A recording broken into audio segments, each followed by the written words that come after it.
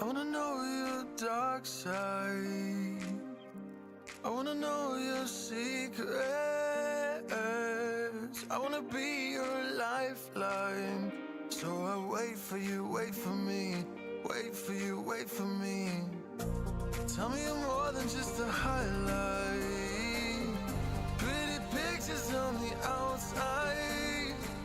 I hate to stare at you through these lights. So I wait for you, wait for me. Wait for you, wait for me. Click and scroll, I can't let you go. They say I'm addicted to you. Click and scroll, I can't let you go. They say I'm addicted to you. Oh, oh, this ain't love, no, no. This ain't love, no, no. This is artificial. This ain't love, no, no. This ain't love, no, no. This is artificial.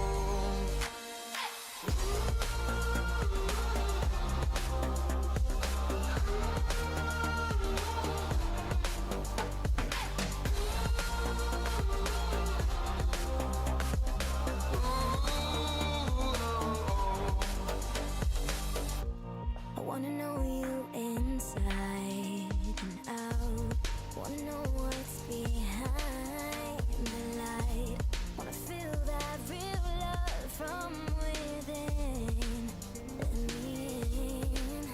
I want real love, real highs. You're just enough to get me through, get me through. 'Cause you're officially perfect for me.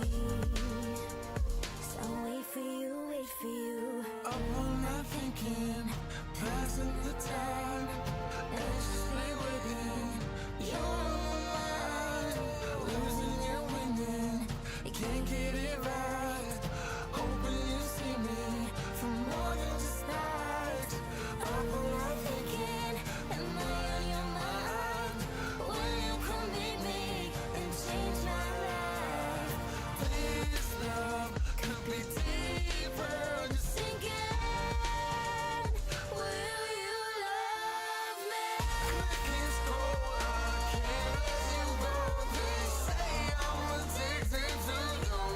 Addicted to you. Click and scroll, I can't let you go.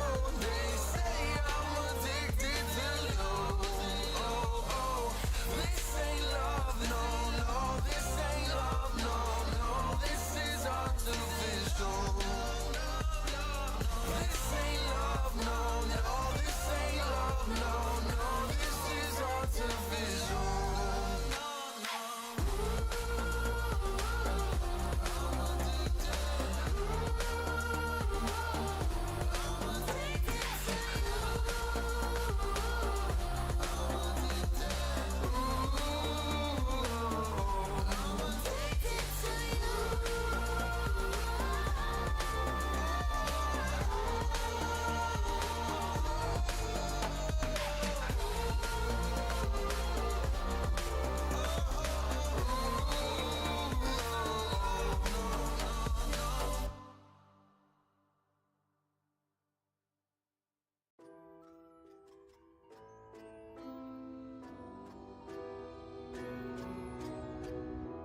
I need oh, wake me up, not in this century. Don't wake me up, 'cause you're just a ghost inside my head. You're just a ghost, you're never there. You're just a memory on my lips. 'Cause you're just a ghost inside my head.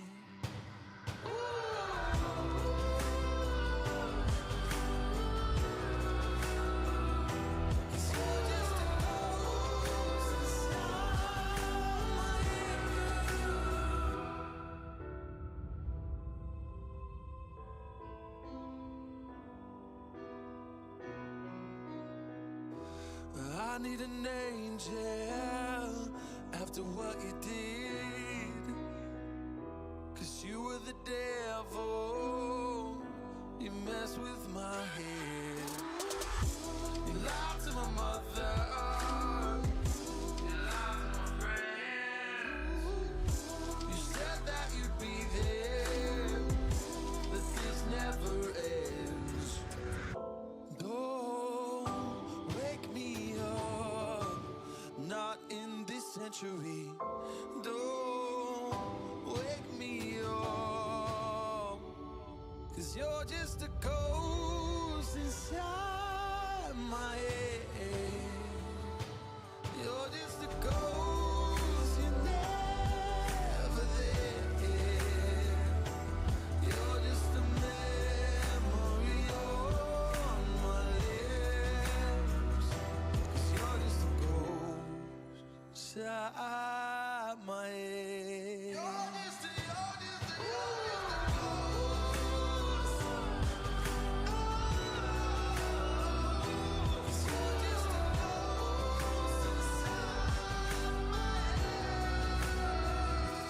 You're just a ghost inside my head. You're just a ghost, you're never there. 'Cause you're just a ghost inside my head. You're just a ghost, you're never there. You're just a memory on my lips. You're just a ghost inside my head. Oh, you're just a ghost inside my head.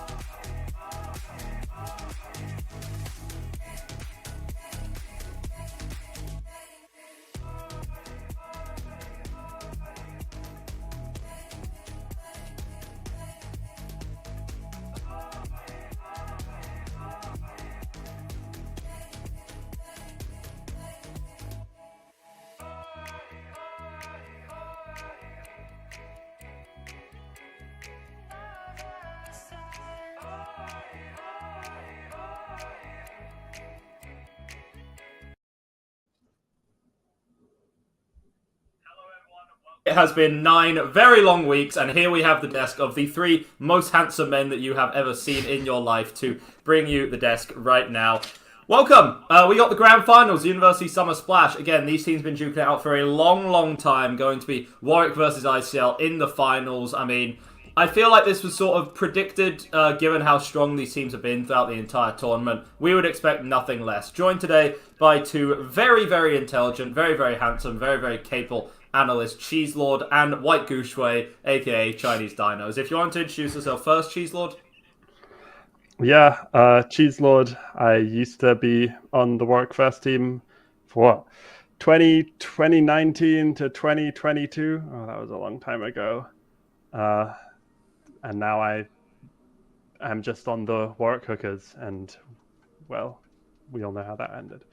Yeah, a very sad one, of course. So, someone who had a bit of a part to play in that, Dino's on the other side, if you'd like to introduce yourself. Yeah, a little bit more fun for me, but yeah, I'm White Goose Shui, Chinese Dinos, play Tank for Donuts. I mean, yeah, a little bit of a Winston OTP, so it'll be nice to see if One Tom can get on the Winston, but I mean, it's probably looking like a hard Doom mirror.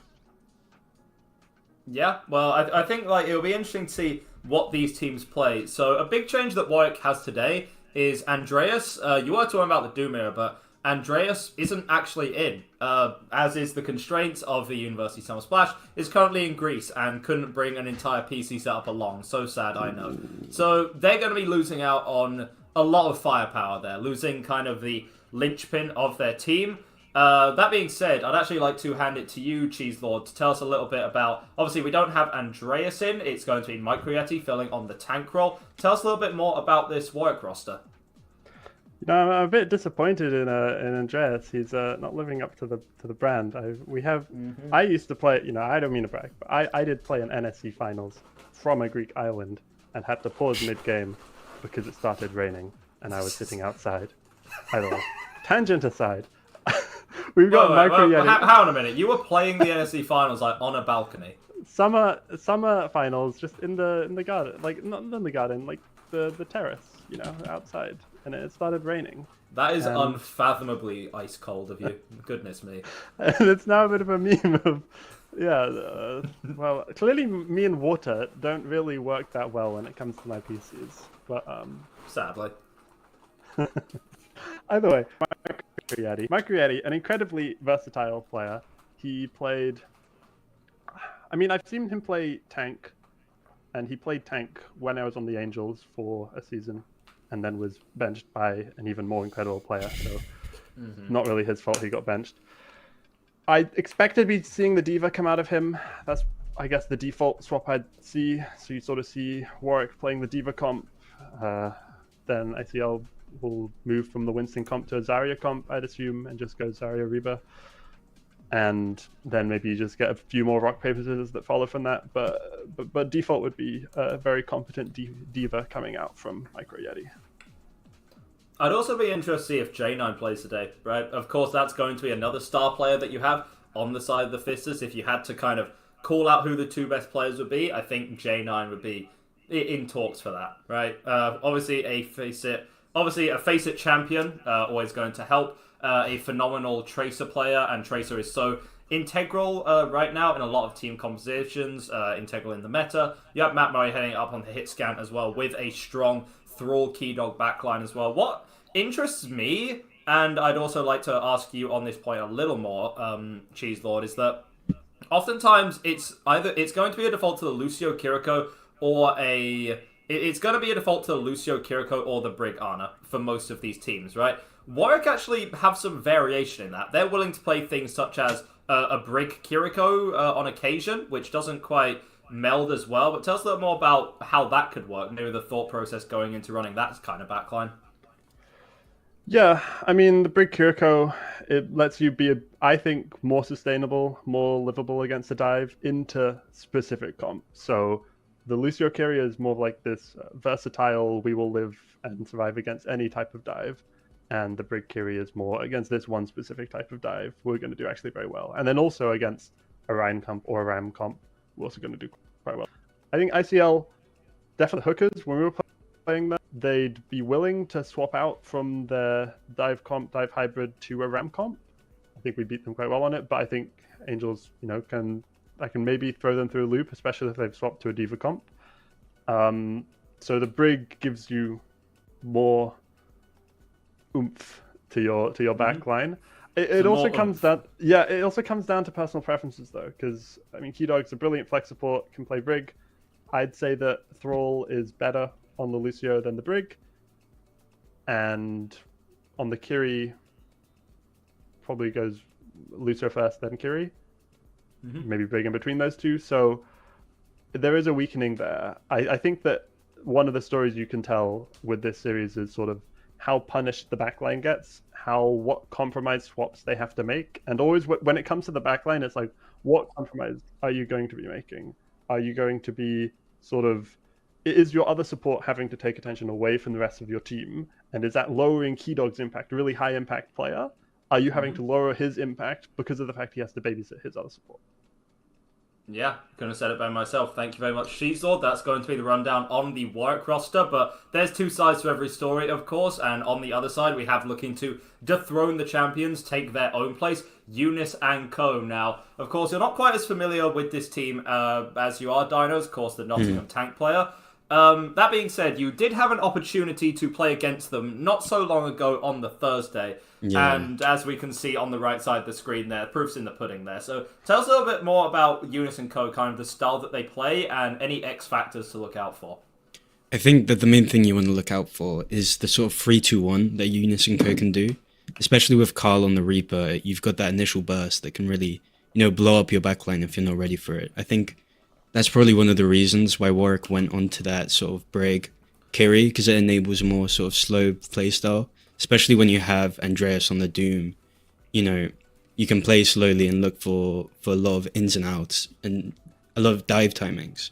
So I think the main thing you want to look out for now is probably what are you going to see from Wantom and Younisco? Are they going to be on that sort of Winston Tracer, Doom Tracer?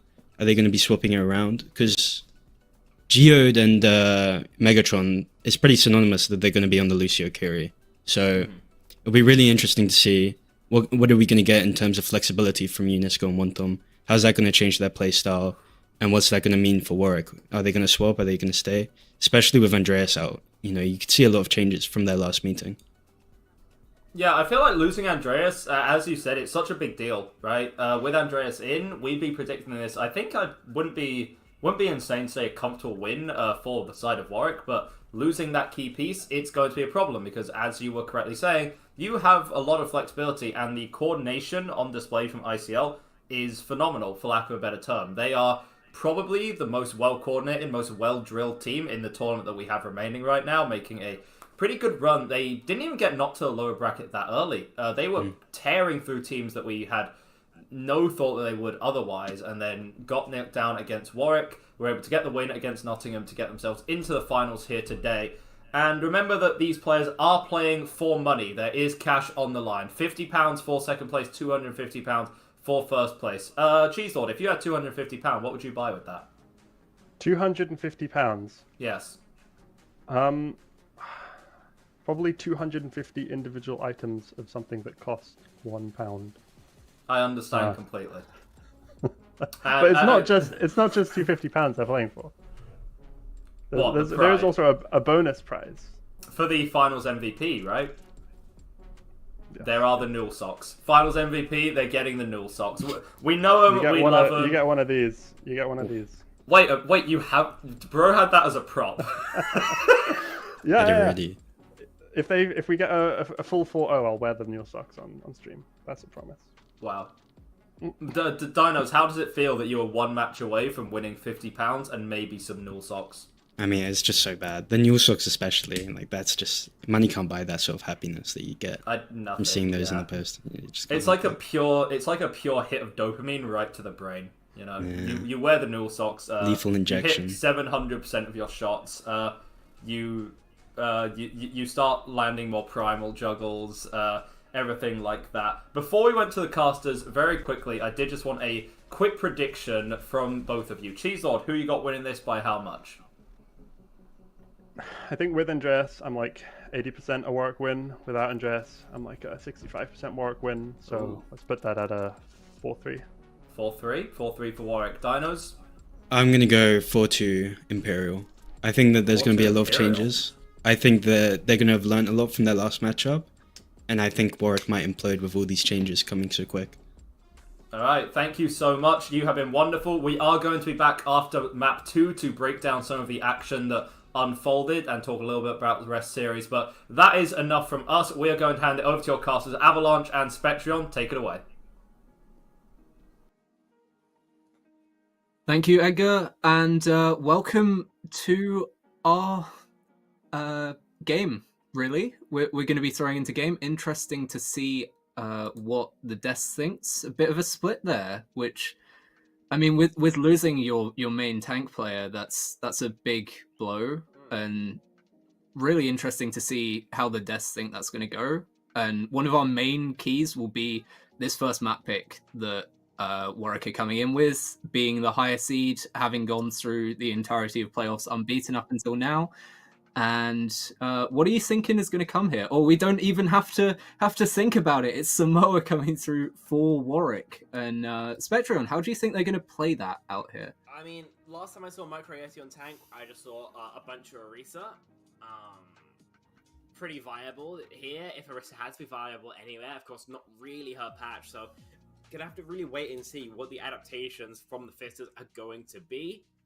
Of course, you mentioned our desk is split. I mean, there's a little bit of bias on at least two of them, so I wonder why they might kind of pick certain respective universities. One could only really guess, but both these teams absolutely could be the ones taking the win here. You know, on paper, it's a lot of talent, especially on the side of the Fisters, right? I mean, Matt Murray has had his Sojourn taken away, but J9's always there on the Tracer to absolutely tear teams to shreds.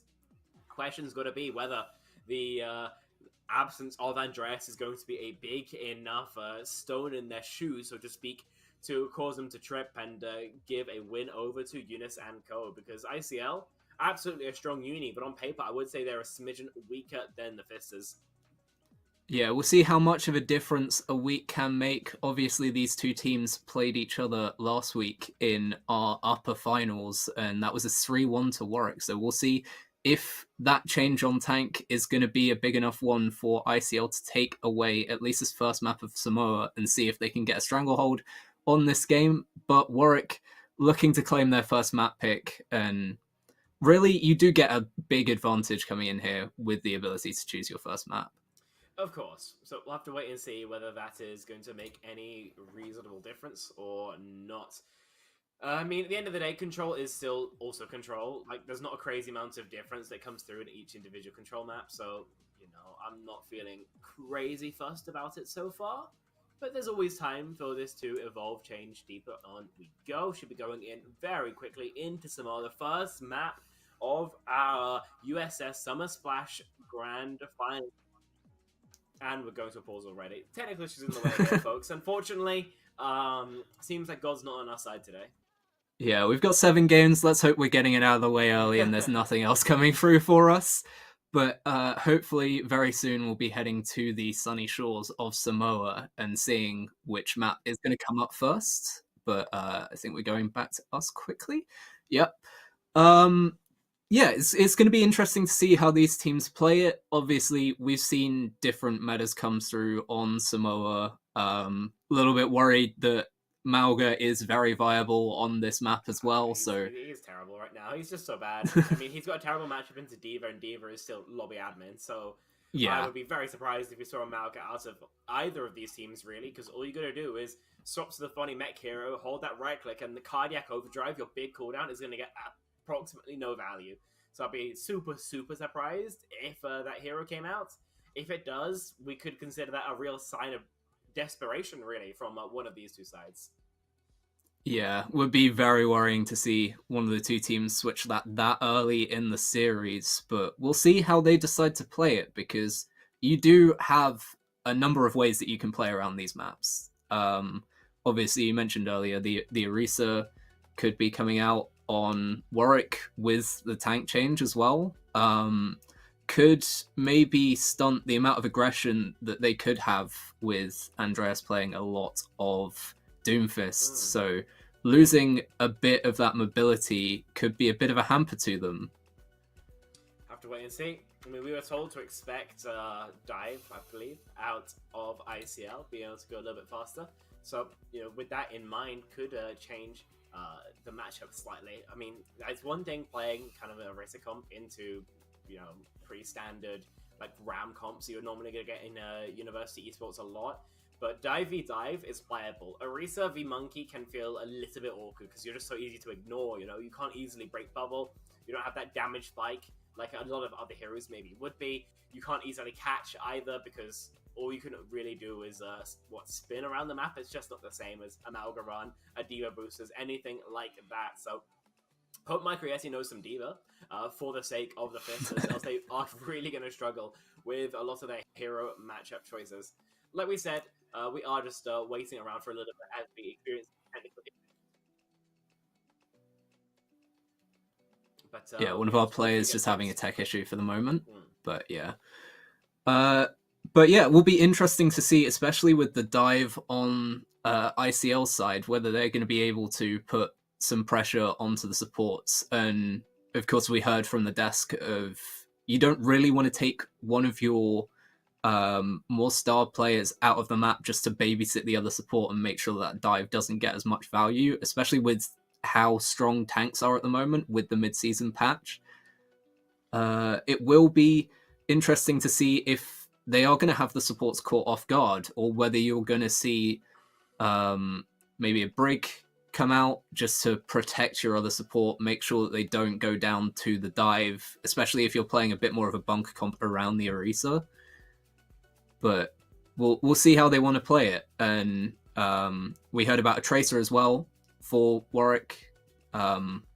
Good Tracer player there that might be able to stem the bleeding a little bit and take advantage of the dive as it lengthens out and put some pressure back onto the supports going the other way. So will be interesting to see what they decide to go with. But I think a really big matchup that we haven't talked about yet as casters is going to be the DPS versus DPS, because you look at tank v tank, especially with if dive into Orisa is being played, then the maneuverability is gonna need to be exchanged into the DPS of Warwick, and we'll see if they can actually make an advantage out of that. Whether we'll see potentially some Cass trying to get onto some more off angles, or we'll see the Tracer trying to harass the backline just to make up for the lack of maneuverability that Orisa has. Have to wait and see, really. Orisa, I think right now she's just weak in general. She doesn't have very much firepower. She doesn't have enough survivability to be worth, you know? So I just doubt we're going to see her. I also think that, you know, with Sojourn not being in anymore, some of the kind of cycles she likes to play aren't really the same.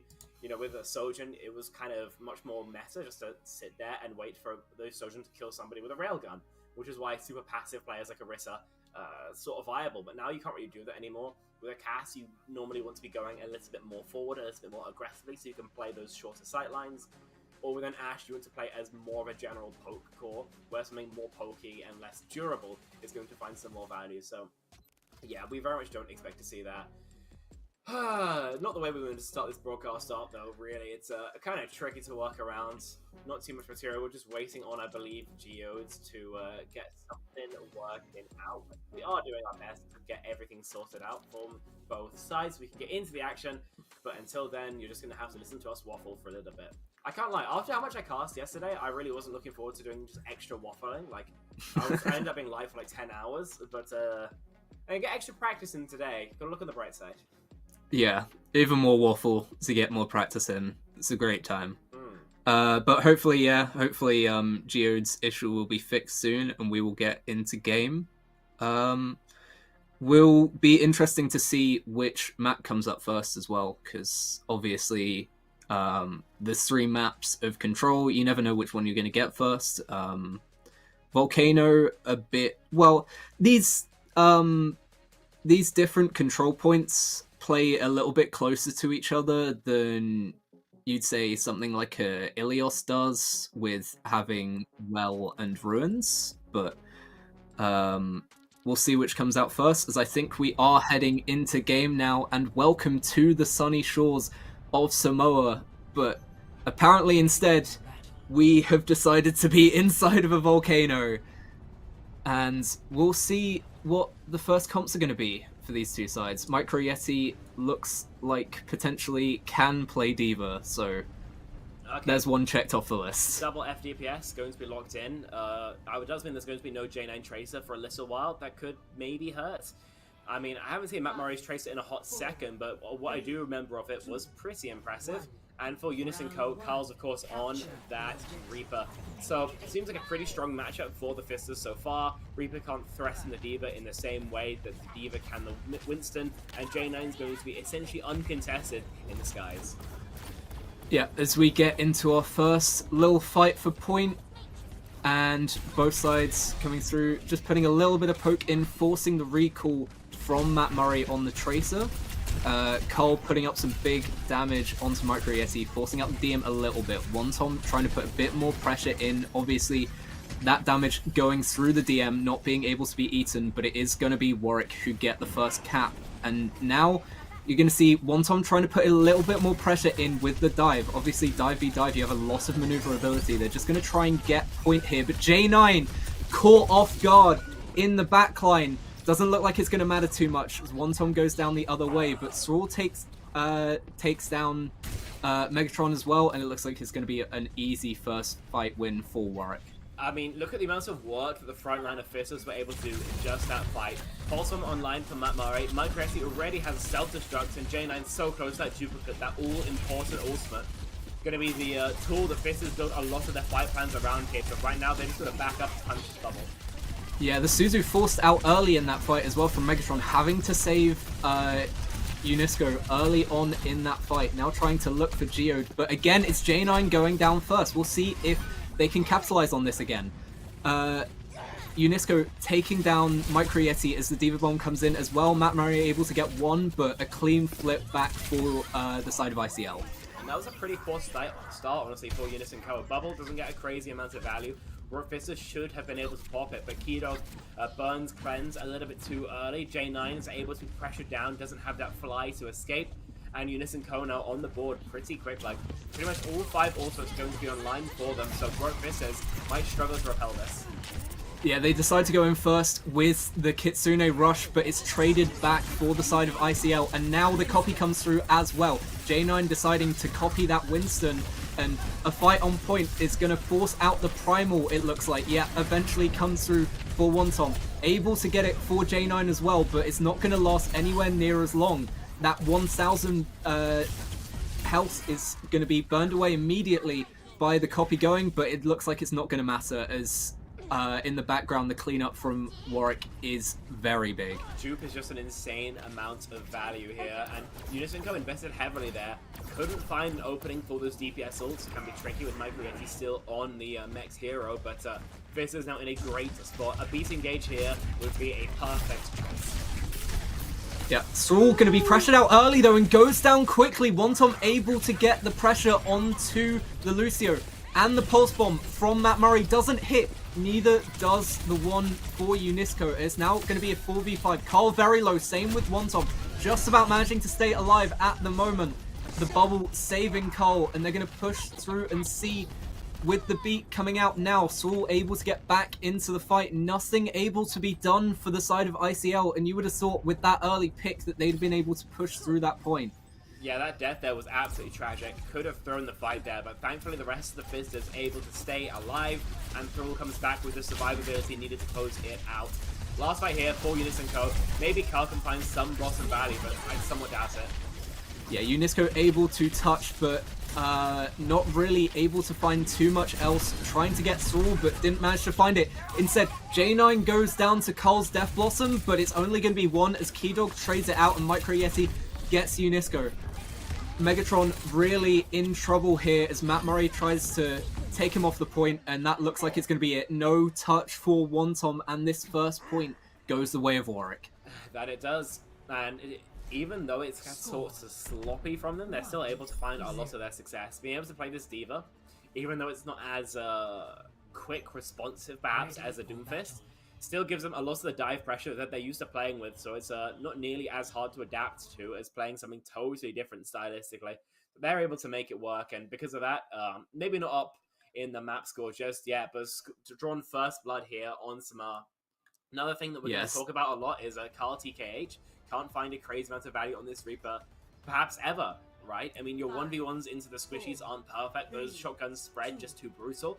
And anytime you find a close-up one-on-one with Micro Yeti, not only can you trade damage relatively effectively as Diva, but you also have that defense matrix when you just don't want to anymore. So Carl, if he can find any value, is going to be a huge boon for Younisco. If not, though, still maybe a weakness that Twisters can exploit. Well, we've seen what these two, what we think about it here as casters, but we'll see what Warwick think about it, as I think we are able to head into their comms and hear this first team fight for the side of Warwick.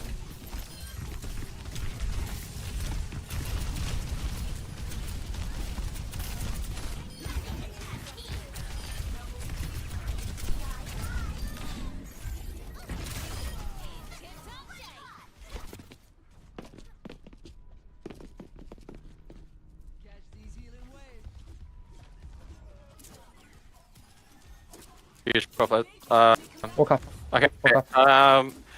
We're gonna have Kitsu advantage on Yeah, they have them. nothing. Just They're gonna have beat advantage on us though, I think, a little bit. Wait, too high. Yeah. Out, Mike, if you can. Yeah, I want to just they're main. Now they're going left side. Left, okay. Yeah, Okay, guys. Lula. Just poke the Reaper as well. Poke the Yeah, Reaper. Monkey's taking a lot. Monkey's taking a lot. Monkey. in. Monkey 1. Monkey 1, 1 HP, 1 HP. Chase No, one. no, no, no. Push Yeah, the Reaper, shot. Sweep on the right, sweep on the We right. chase monkey, chase monkey. Got this. That's why I can't see that. I need care behind you. Okay. Monkey play with me.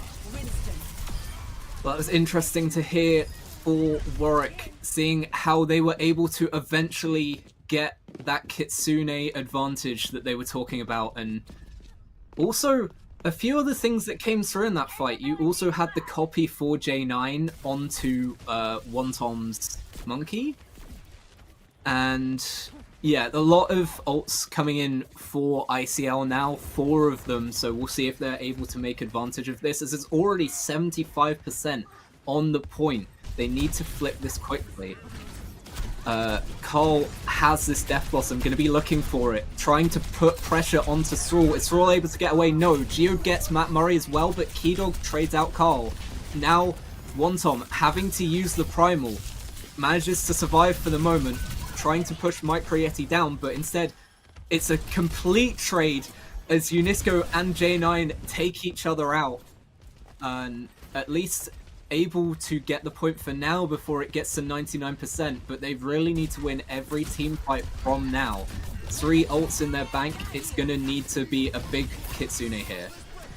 They take the space. A beat is going to allow Warwick Vistas to stay alive, but a better one from Geode flips the tempo back the other way. Younisco is still taking up in terms of percentage, but Warwick Vistas, they have so much to give.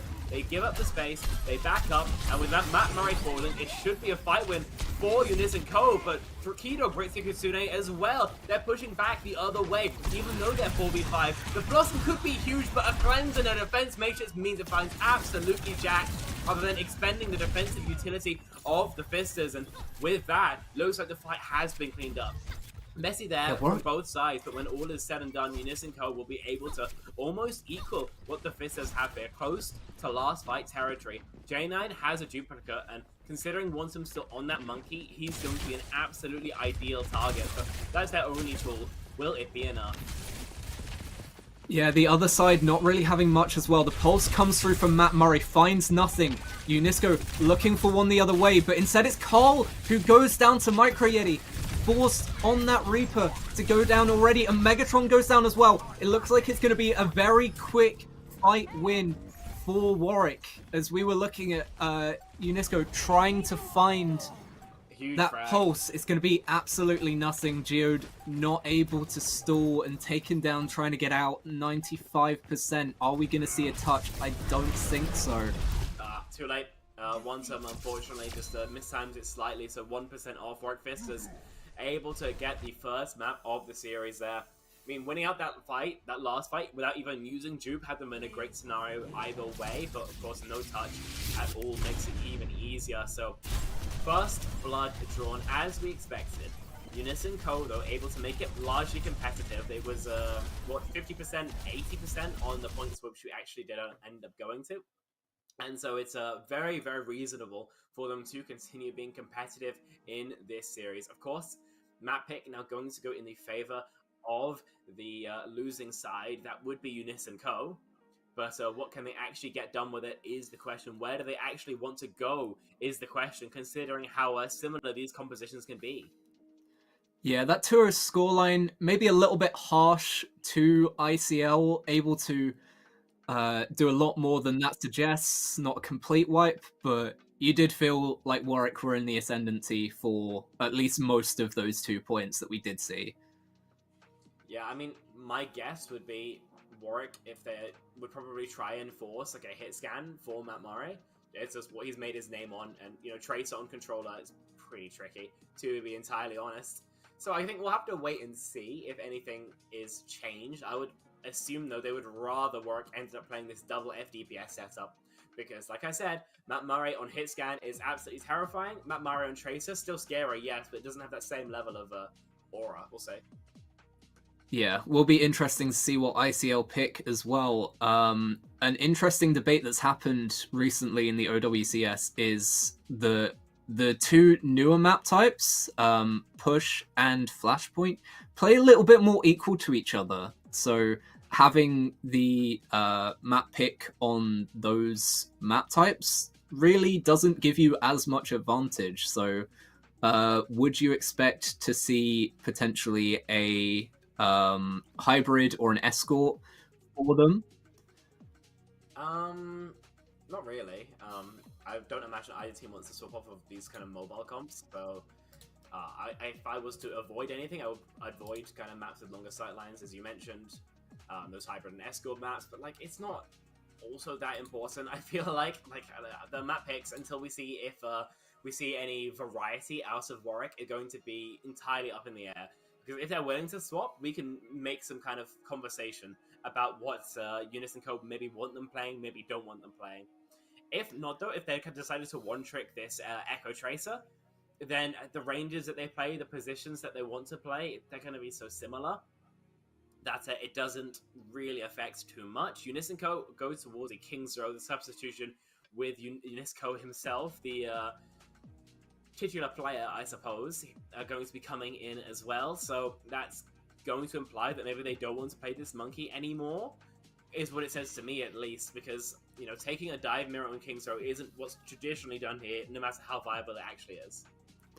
Yeah, we won't have to wonder for much longer, but it will be interesting to see if they do want to take this dive mirror, especially as it did feel like Warwick, although it wasn't a clean 2-0, it felt like just their heroes played better into the choices of ICL, as opposed to what we saw from the side of ICL trying to play into Warwick. They were able to get Geo in a couple of times, get that speed boost in, and get Thrall down initially, but when you only have the Lucio down and you have so much mobility from the rest of the team, it's not really as big of a pick as it usually would be. But I think we are heading into game nearly. Apologies, this is another poor situation. Not all out of the way on map 1, and hopefully after map 2 we will be done with it, but we're going to be heading back. So if we do see them switch off of this Winston, would you expect definitely some more brawly play style on King's Row? Yeah, I would assume they go towards like a Ramatra, probably. It's pretty strong here on King's Row. Of course, you can play Ryan as well, but it's a little bit more comfortable with the Ram into any sort of mobile comp. With your staff, you can actually get some sort of poke in, whereas Ryan just has to kind of sit there and pray. You could go towards something with Symmetra. I believe that's in Younisco's hero pool, so you could just, you know, TP, clear through all the high grounds, and use that to generally disrupt, and hope that you don't get poked out. At the end of the day, though, plenty of options here. King's Row, a map that, especially with the removal of D.Va being, you know, an off-tank pick specifically, becomes a lot more divey, because before you could play Brawl hits 24/7, your D.Va would mark most of the off angles that were your problems. D.Va can't really mark off angles as efficiently anymore because she has to focus more on main. So even while you're doing a little bit of that, you can't do it in the same manner. So dive are much more effective, much easier when you can easily set up Tracer flanks, Genji flanks, what have you. Especially in a meta like this, which, you know, a lot of people are saying, getting closer and closer to double FDPS, it feels risky to go towards something brawly on a map like King's Row, unless it's absolutely what you're the best at. The other question is, with the questions about the flexibility of the tank on the side of Warwick, with we've seen the D.Va, we know that the D.Va can be played, but do they decide to go for a Brawl mirror here if we see Brawl come out from ICL? I don't think so, but maybe a bit more poke, try and set up Matt Murray, play around a hit scan? I would be very, very surprised. I don't think I've ever seen Warwick play dive in their lives. or play Brawl, sorry, in their lives. I have never seen a Baptiste or a Moira out of this backline. I mean, Micro Yeti, I haven't seen him on tank as much, but I have never seen him on anything that isn't Orisa or a Diva, so Brawl's, again, not really playable. I guess a DPS could do it, but I don't know. I would be incredibly surprised if they ended up just mirroring it out when you can just also play dive. Yeah.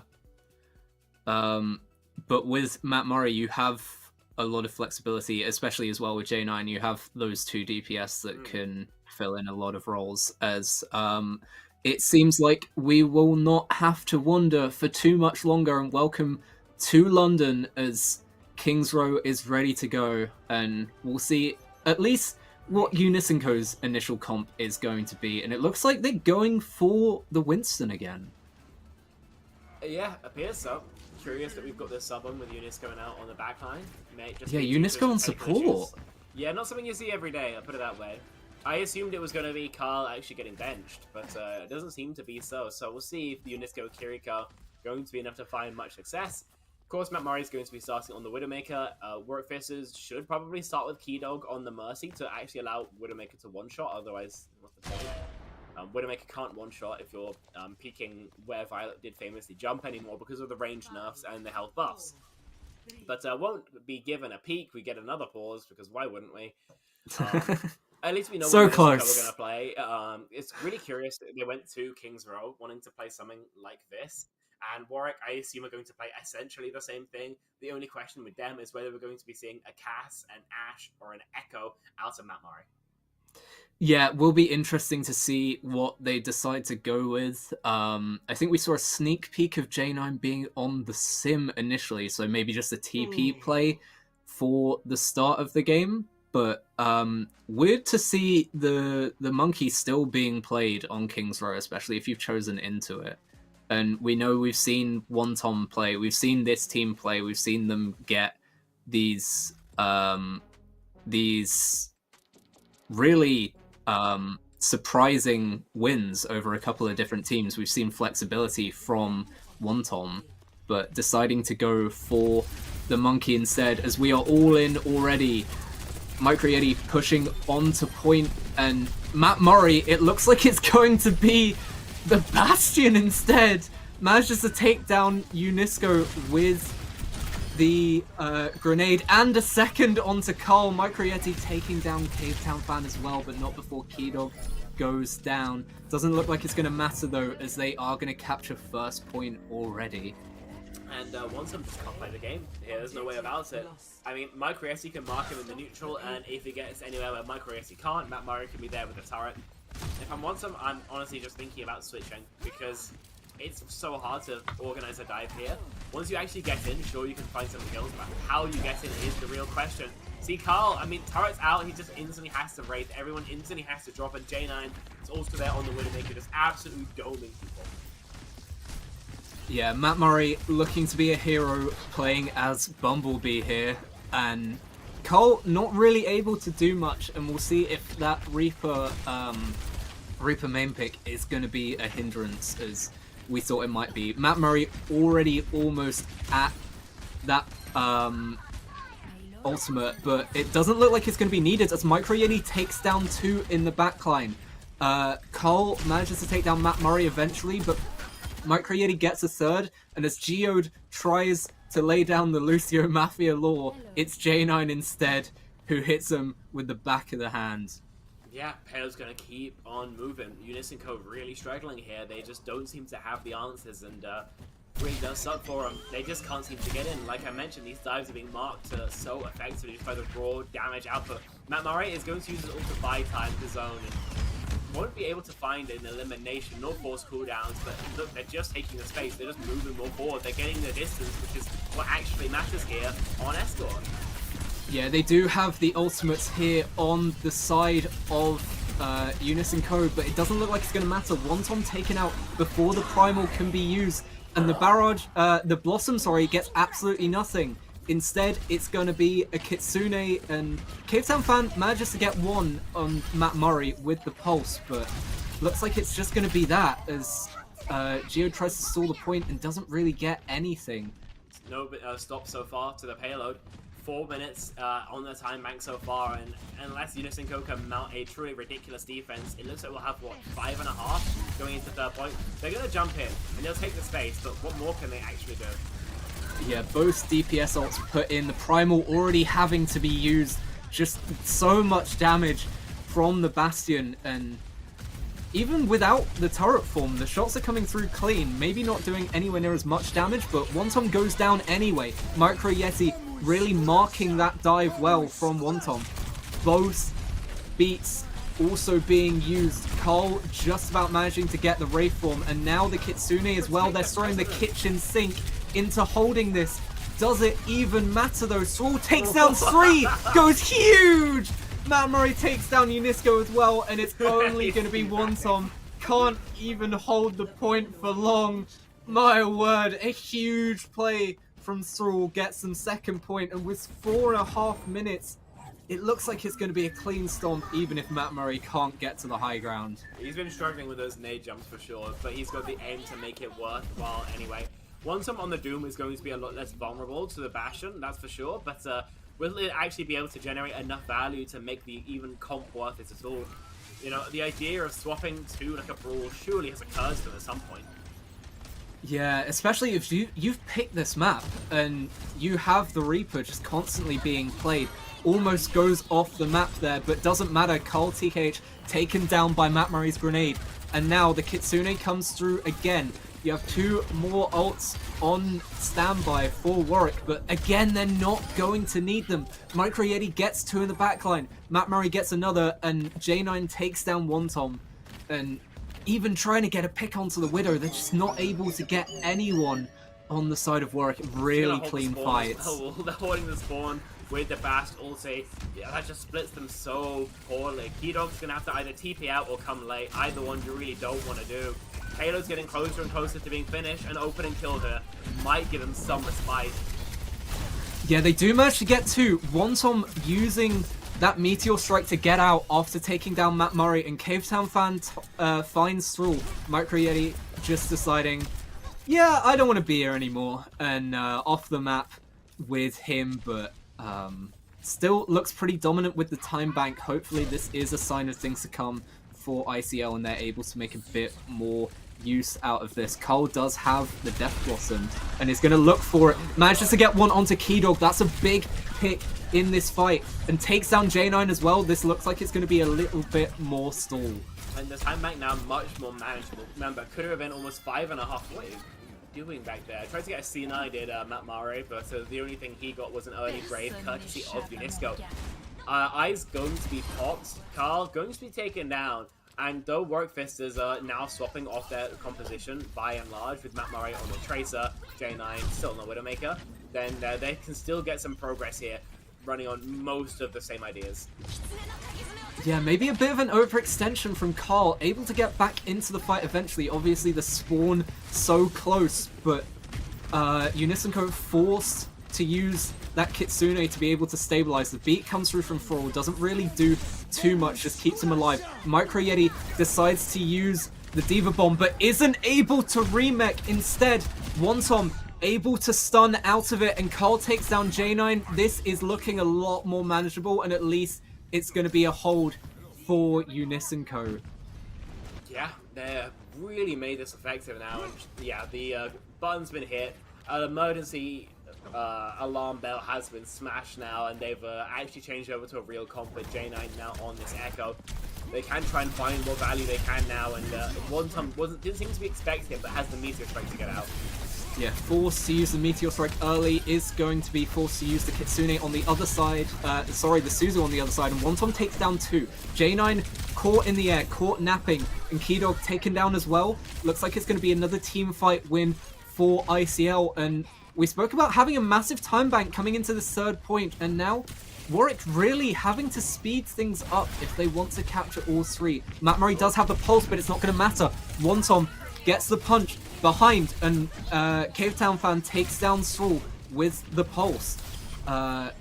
Looks for the D-Mech, and Micro Yeti going to be just not even allowed to jump off the map. 30 seconds left for Warwick to find something here. There should be something to find though, surely. I mean, they got significant ult advantage. We'll have pretty much everything in the kitchen sink. They're earlier on all the rules that matter. At least missing the pulse is hard, but you've still got Kitsune. Well, you don't have all. And you don't have J9 either. Both of them going down, and Keydog, even using the Kitsune, doesn't find anything. Only 2 seconds left. Matt Murray not even able to stall. Overtime is here, but I don't think they're going to be able to touch for Warwick. So after a really good first 2 points, ICL managed to hold on third. Yeah, that's a super nice hold coming through there. I think a little bit of disrespect did come back to bite the Warwick Visitors in the behind, but also was a significant improvement of play from Younisco. The Doomfist worked a lot better, and I gotta say, why were we not on this earlier? Were they just like hoping that they'd win a fight and Warwick would swap, or no? Because I mean, the difference in success between the Doom and the Monkey is just night and day here. Either way, though, completely monumental. They got it now, though, so not the end of the world. They've cracked the code, as it were, and now for the Fisters' own defense, they probably won't be starting with anything so gimmicky, and they're just going to have to be forced to play out the neutral. Yeah, well, better late than never for ICL, managing to make sure that they don't lose third. And now on the attack side, it looks like it's going to be a cheeky Widow shot with the Mercy as well, so we're going to see if there is going to be a pick from that. Warwick sticking to the comp that they ended off their attack on, so same things there. And I think after the cheeky Widow shot, we might see ICL going back to the comp that they ended their defense on. Wonton sticking with the Doomfist that worked so well on that third point. Have to wait and see. Yes, Younisco's on the blue beam for the first shot. They're all, why did you jump? Why did you jump? Someone check his PayPal. Oh, that's a play and a half. Now Warwick Visitors have to play from a numbers disadvantage. Need a trade right now, and you don't even have closest spawns. That is tragic from Thrall. Yeah, just looking to stay off the point, trying not to lose another before Thrall can get back, but that's not going to be the case. Matt Murray goes down, and already Thrall has 2 deaths on this defense side. A very quick take coming through for ICL, and all off the back of a brilliant shot from Cavetown fan. But you've got to wonder why even just giving the opportunity there. J9 manages to take down Younisco. I mean, yeah, the win trading goes crazy, but we may get a few more maps out of it, so I'm not going to complain too much. J9 trying to take over a little bit more now. Manages to take down Cavetown fan after taking down Younisco at the start of the fight.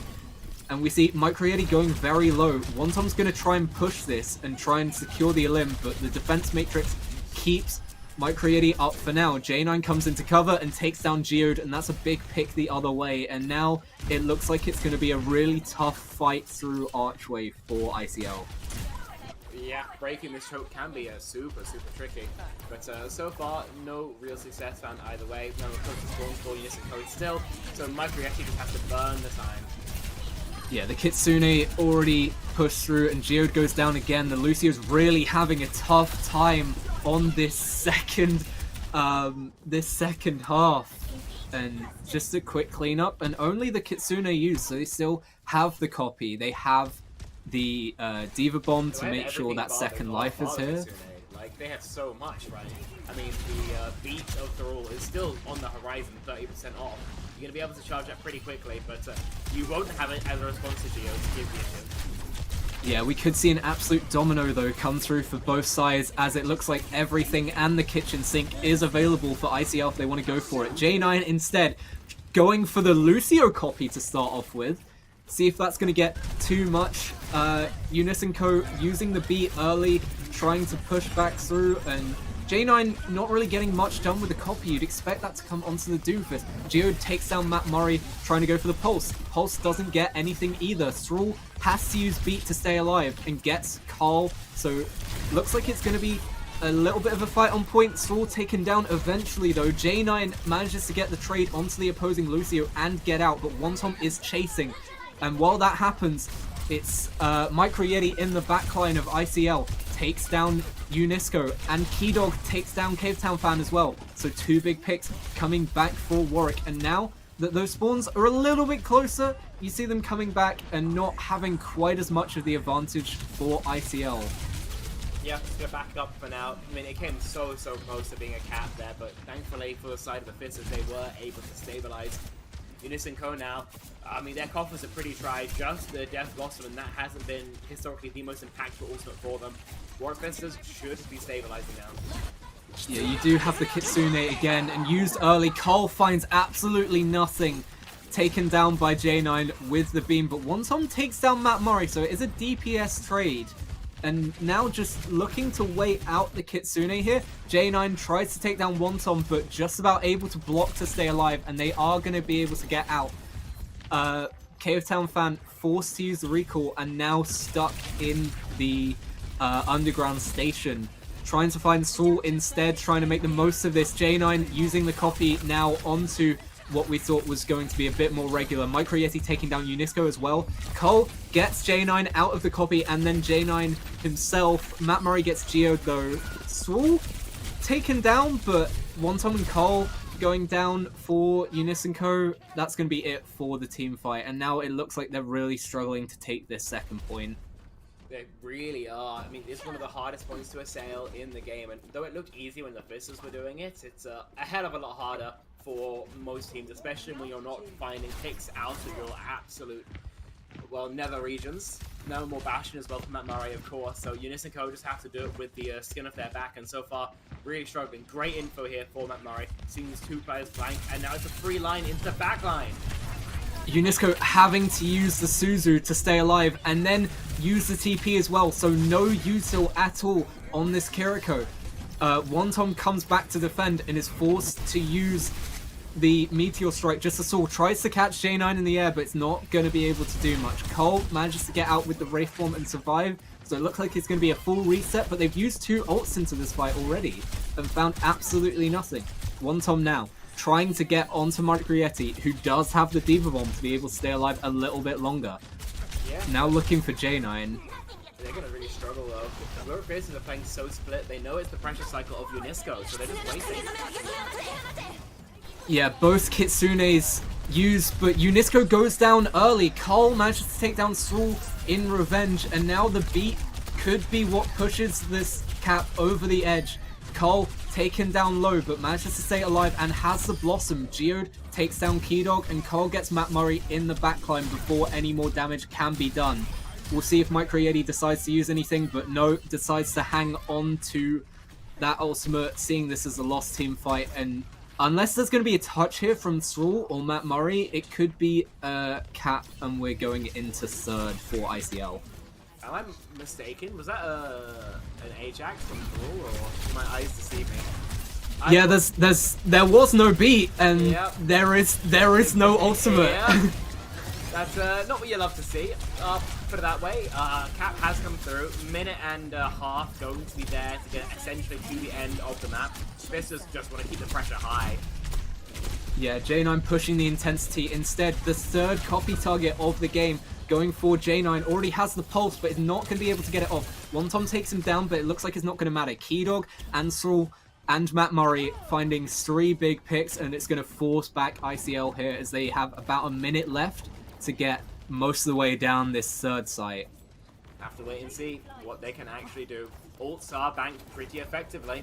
None of these are really big though. Only the backline ults are the large tools, and Younisco is still 30% away to that rush. Fizzers though in an equally rough scenario. They don't even have the bad ults to try and play with, so they need to charge into this rush as quickly as possible.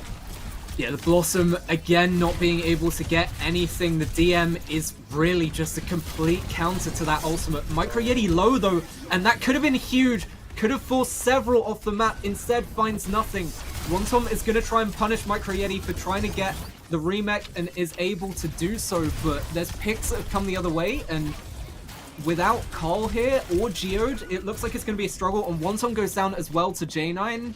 19 seconds left. Are they going to be able to find anything? That seems like a low chance right now. J9 was absolutely the hero of that previous, finding a 3-piece, charging into that duplicate. Even if they have a touch, they have to make it through dupe, rush, and beat. This one hopefully Phil doesn't, AJ.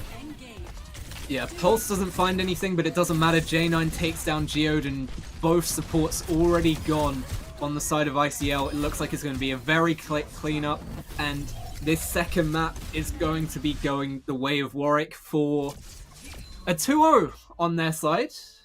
And maybe not the cleanest, but they're able to sweep it up in the end. Thrall had a bit of a stinker at that map, I'm going to be so real with you. I mean, getting spawn peeked out the literal second the doors open, as well as Ajaxing your beat.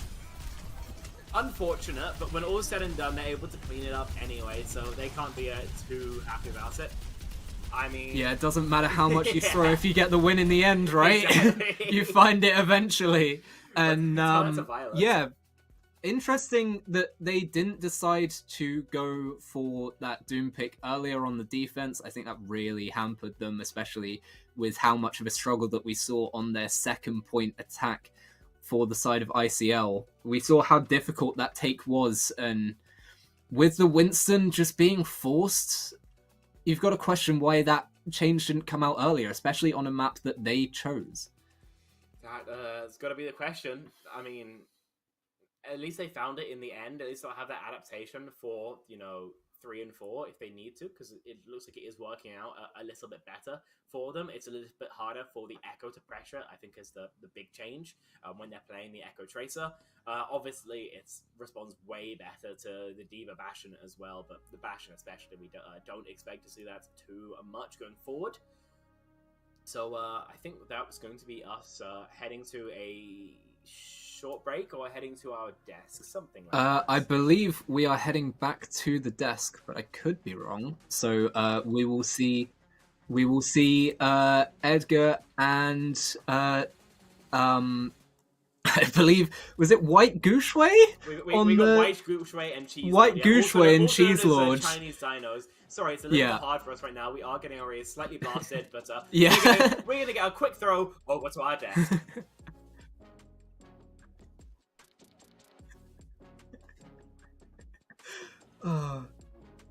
Yeah, we will be there very soon.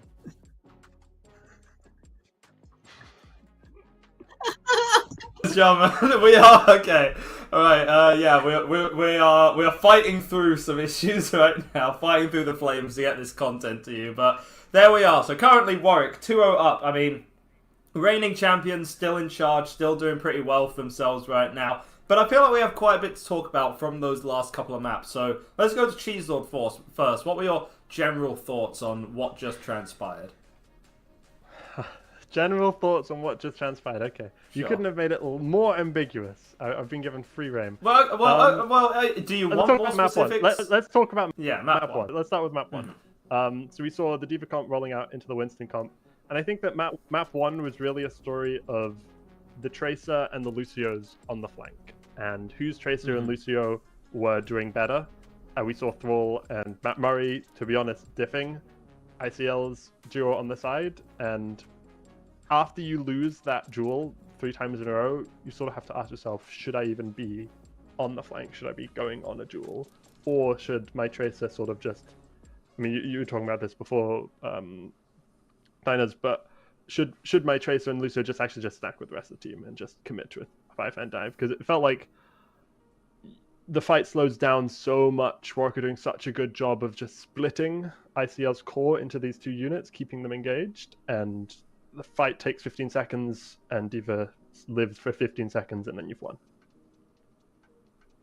Yeah.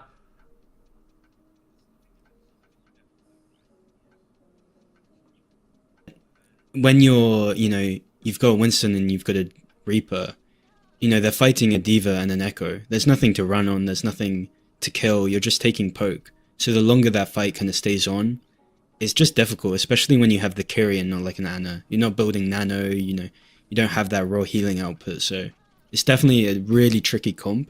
So I think that might be why in the second map, seeing the Doom, it gives you a lot more options. Yeah, and it moves you away from I mean, the Winston comp is so built around the team. It's built around the team unit. It's not built around any individual player. Whereas the Doom comp, I mean, this is why you see the Fisters go for the Doom a lot of the time. A lot of the time it is Andreas pulling magic picks out of nowhere, taking attention, taking all these resources, forcing the other team to say, oh, it's a Doomfist, how do I deal with this? And you saw similar things happen to that with ICL. You saw just how much impact one individual player can have, and it shifts the entire composition. Now no longer we're all gonna run behind the Winston 3, 2, 1, tracer, Kiri. It's now more cyclical. It's now the Doom looking to try and get value while things are happening around the map. Yeah, I think that's a pretty good summation. I think, Dinos, what I wanted to ask you specifically about that second map is, so we saw some good adjustments coming out from the Imperial side. So I guess my first question is, what were Imperial chaining up? Obviously the Doomfist coming through, but how did that kind of put them in the driver's seat for the first half of that map? And then how did it ultimately crumble for them near the end, and they weren't able to actually meet that same condition set out to them by Warwick?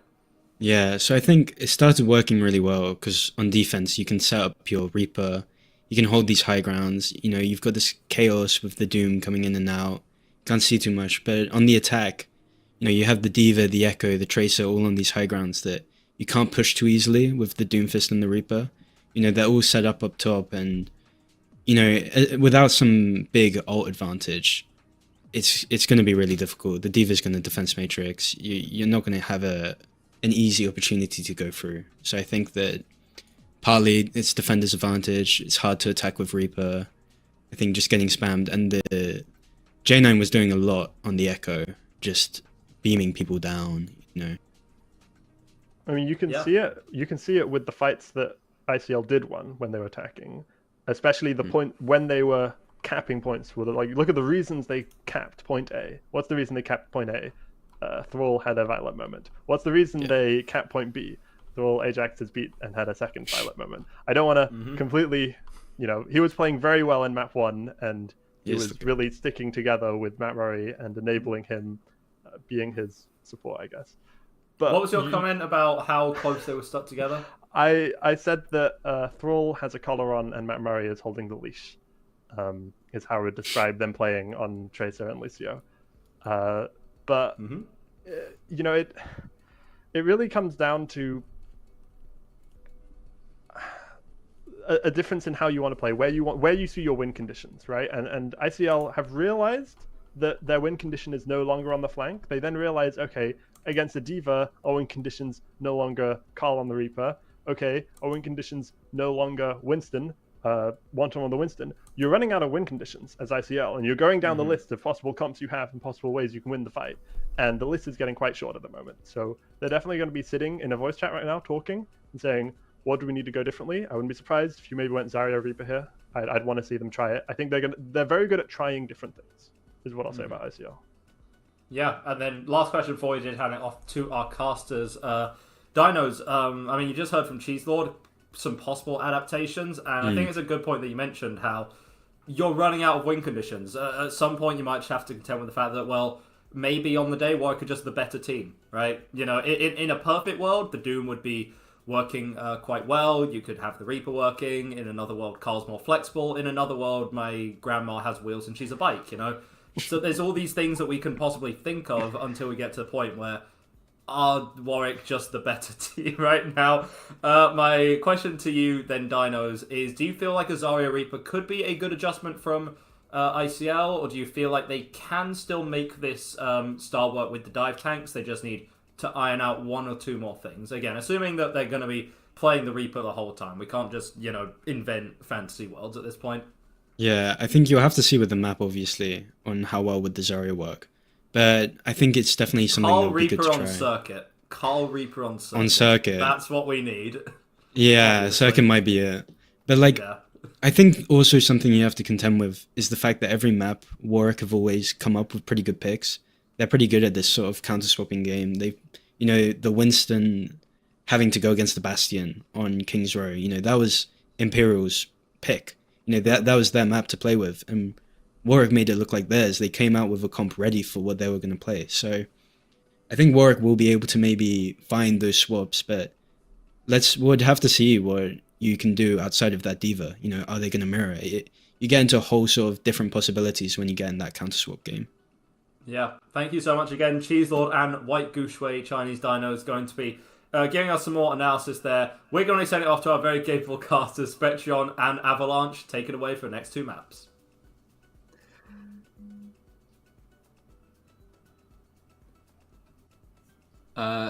Hello? I believe Hello? we are here. And welcome back. And we are going to see if that map 3 is going to be available for at least a bit of a change coming out from ICL. I know we said about maybe if the Reaper would be a little bit better on the side of on the side of ICL, maybe just countered so much by the diva from the first map, but at least they managed to find something by the end of second. So we'll see if they are able to set up Carl and play off of that Doomfist a little bit more. And I believe at least soon we will see what they've decided to choose for that third map pick. And do you have any leaning here, Spectreon, to see what they would go for, especially as we know they're not quite as flexible with Carl and that Reaper? I don't have a single idea. I'm going to be so real with you. I think they're going to really struggle. I mean, if they're stuck on the Reaper, they're married to it, then they need to force something short range. I wouldn't have gone here at all, to be honest. Runa Slappy, it's kind of mid-range when it comes to it. I think if Warwick Fisters want, for example, they could put Matt Murray on a Cassidy. You've got the nades, obviously, which is going to be a lot more effective against the Doomfist that we have begun to see out of Younisco than the Monkey. And you would just be able to have super comfortable 1v1s into pretty much every member of the side. So I'm not a crazy fan of this map pick. I think that it might come back to bite them a little bit, but I suppose that if they got to pick something, then it's a good curveball, Zenny. I mean, yeah, they're trying here. They're trying something different. Maybe hoping that the newest map in our map pool is going to be able to give them at least a little bit of an advantage as we head to Peru for our third map of our finals. But yeah, I don't love this pick, and we'll see what Warwick decide to go for. If this stays on the side of Younisco, this is definitely something. I don't think it's going to, but would be interesting. Interesting is one word for it, yeah. Okay, they've cooked up something diabolical. We've got Zarya Reaper comps. Okay, I don't mind it. Your angle marksman is sort of weak, but Mike Riesi is going to really struggle to find easy pressure targets. That being, of course, you're not going to be DMing. So, Warwick Fisters, we'll see if they expect it. It's, again, just going to be on Matt Murray and J9 to try and frag, because those are going to be absolutely free right now. Mike Riesi is going to have to take a bit of a backseat.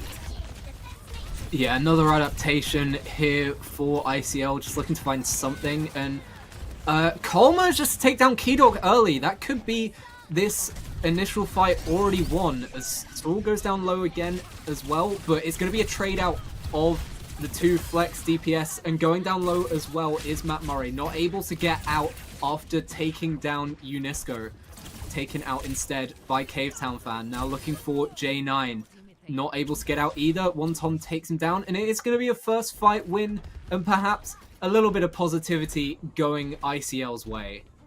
Yeah, they've come up with a pretty interesting composition here. It's Carl who finds most of the value there, but it's also Carl who's by far getting invested the most into here. So if he isn't finding that value, I would be a little bit worried. One something low energy is pretty painful, to be entirely honest here. He can't get a crazy amount done, but Carl just steals the frag of the Keydog. Doesn't matter. They said if we're stuck with this Reaper, we are going all in with it. And taking down Keydog early and Micro Yeti as well, this is two big picks for them. Obviously, not able to take out the Reaper with the bubble onto him right from the start of the engage, and it's caught Keydog by surprise both times. And they already have this first objective. Forward spawn is theirs. Chris is on the Doomfist. He's going to be more comfortable into both Reaper and the Zarya, but I don't know how confident he is on the hero. Definitely not going to be any Andreas, but still might be able to work it well enough to turn the tide.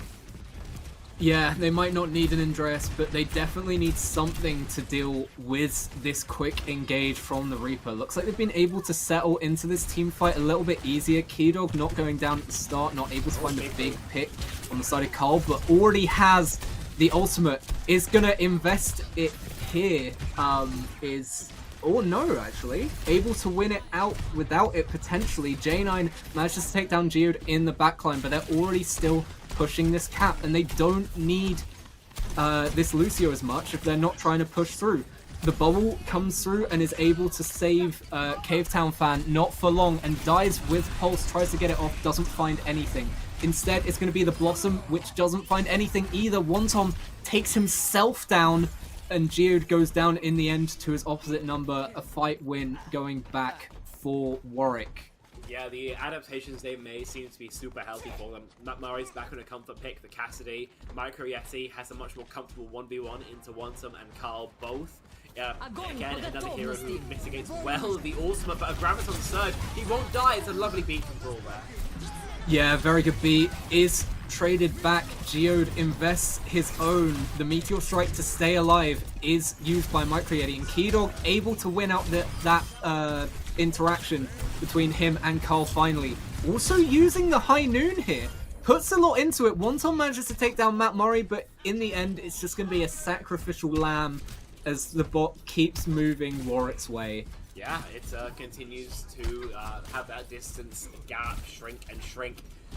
Unfortunately, Geode really flubbed his lines there. Doesn't get the beat onto the DPS of Younisco, and because of that, they have to die. Unfortunately, numbers advantage in the favor of the Fisters, and even though both sides trade-ults heavily, it is the Fisters who come out on top. Considering Younisco typically have stronger ults, I'd argue, I think that is going to favor the Fisters yet more, so next fight could well be in their favor as well. Yeah, neutral fight both ways, doesn't have much. J9 looking to punish the recall Tracer and does get Cavetown Fan. Has the pulse up now, and as the only ultimate on the field, this could be big. Both bubbles used as well to try and stay alive for Wonton. Looks like they're not going to need the pulse at all. Cole takes down Matt Murray, but again, could just be a superficial pick at the end of the day. Going down very low and taken down by J9. Not anything that Younisco and Geode can do to keep him alive. They are going to be able to hold here as Cavetown Fan comes back, but Younisco goes down, and that is going to be the end of that. Yeah, Tio, 2 dinks, Micro Yeti in a power punch, and Warwick Fisters move forward. Should be forward spawns unlocked for them as we get about halfway through our time. It's not a Matt Murray Sojourn. I thought she was dead. It's a pretty good matchup into the Micro Yeti, but the hero itself isn't particularly strong. See if he can challenge in a Jumbin here.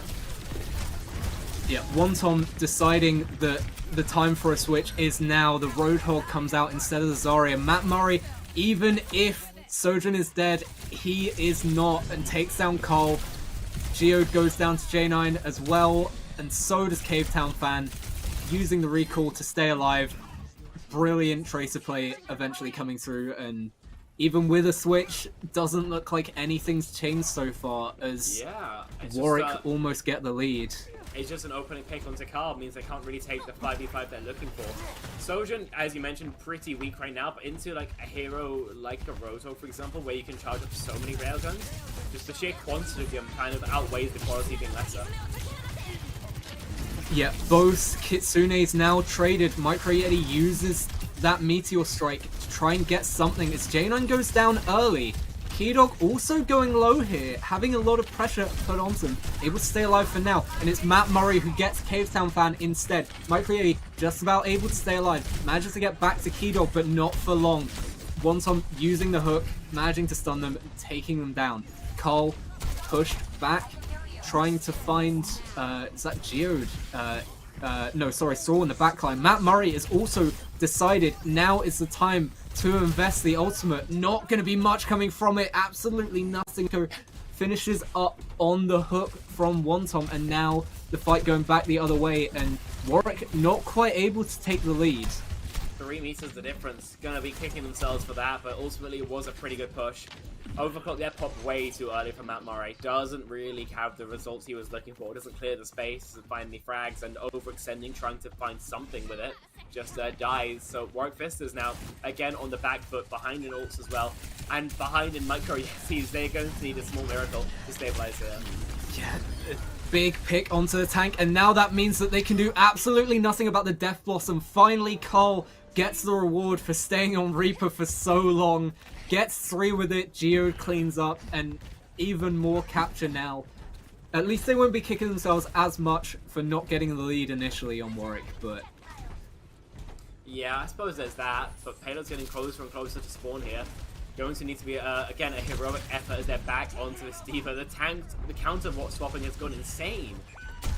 Yeah, the recall force from J9 early, but it doesn't matter, taking down Geode instead with the Lucio trying to get aggressive. Matt Murray goes low, Suzu is forced, and J9 with the pulse, well, the opposite number, Cavetown fan goes down the other way. Matt Murray, we thought she was dead, she is not. 2 quick kills with the rail there, and that's going to end up winning the fight, and now... back onto the Zarya, counter swap Overwatch is here, everyone. Oh, this is so boring, guys, please. Pick a comp and stick with it. Either way, though, Zarya out once again. This is what originally caused us to swap to the Doom, but this time not going their way to fight. Yeah, both Kitsunes pushed early, and the team that comes out on top from it is Warwick. That, counter swap not doing much at the moment. Wonton is looking to rampage on full charge, but not able to find anything apart from a D.Va mech. They're gonna stick with it though. They don't really have any other choice. Younisco, they need to charge into this sound barrier. The issue with this constant counter swapping, you don't actually build up tank ults, and they can be so valuable, especially with a Zarya. That Graviton Surge could be huge. But as I mentioned, it has to be a beat from Geode, their only real tool. I guess a Death Blossom could find some value, but again, into a D.Va, it's just going to get DM'd. Matt Murray going low, but potentially looking for a second chance with this overclock. 60 seconds left, and the lead is still in the hands of Younisco, but it might not be for long if they lose this team fight. Big pick going out early. Thrall able to take down Carl initially, and even though Geode and Wonton are pushing the bot the other way, Younisco going down as well might buy them just about enough time to be able to recontest this, but it doesn't look like they're going to win this team fight. No, they stagger out as well. Geode, the last player to fall, is going to hurt the pace of Younisco. But the bot steal will at least mean that I believe that Younisco will have a fight before the lead is taken over. How good the fight is, though, a different question. Warwick Fist is flush with ults right now. Got Kitsune Rush on the horizon, Overclock as well from Matt Murray, probably going to just deny the sightlines, and Younisco going to really struggle to shut down the Sojourn. Yeah, it looks like it's going to be an all-in fight here for map 3, and the beat pushed early, looking to raise the tempo is Geode. Matt Murray instead uses the Overclock, trying to keep Carl at bay, and just about manages it. Micro Yeti loses the mech, but stays alive for now, not for long. Wonton takes him down. J9 gets Geode going the other way. Keydog just about manages to get the Kitsune off before going down himself. But no more tank as Matt Murray takes down Wonton. Younisco trades back, but J9 goes huge on the point, takes down 2. And are we going to see a touch here from ICL, or is it going to be a third map going the way for Warwick? They have time here, and Carl looking to fight as there's only 2 now on point. They almost denied, They're still fighting though. Thrall's able to connect the sound barrier, and with the respawns of Warwick Fisters, they're able to continue battling. 1-for-1 are the trades, Wonton the bigger frag, but it could still go either way. Yeah, Cavetown fan taking down Matt Murray as well. The switch to the Sombra just to get to point earlier. J9 looking to put in some huge work, trying to take down Younisco, the main name of this team, but Geode is going to be the better DPS in the end, and eventually they do manage to stabilize, and it is going to be a win for ICL, bringing it back to 2-1, and at least they managed to get a map on the board. Again, it's not what we'd want to see in them being a bit more stable, but they managed to get on the board now at least. That they did, and it just took counter-swapping galore to do it. I'm curious if they can do that on a map that doesn't allow it as much, so something a bit more vertical, where you can't just, alternate between this Zarya Roadhog type setups.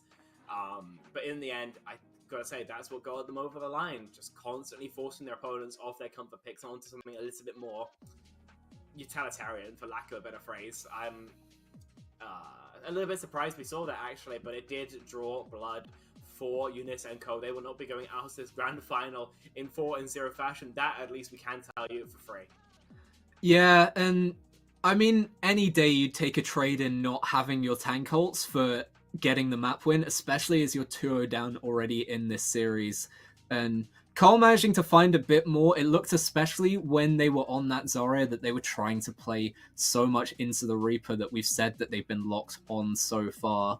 Matt Murray trying to go back to the Sojourn. It did find a lot of value, but not managing to get them back over the line. And ICL, they're on the board.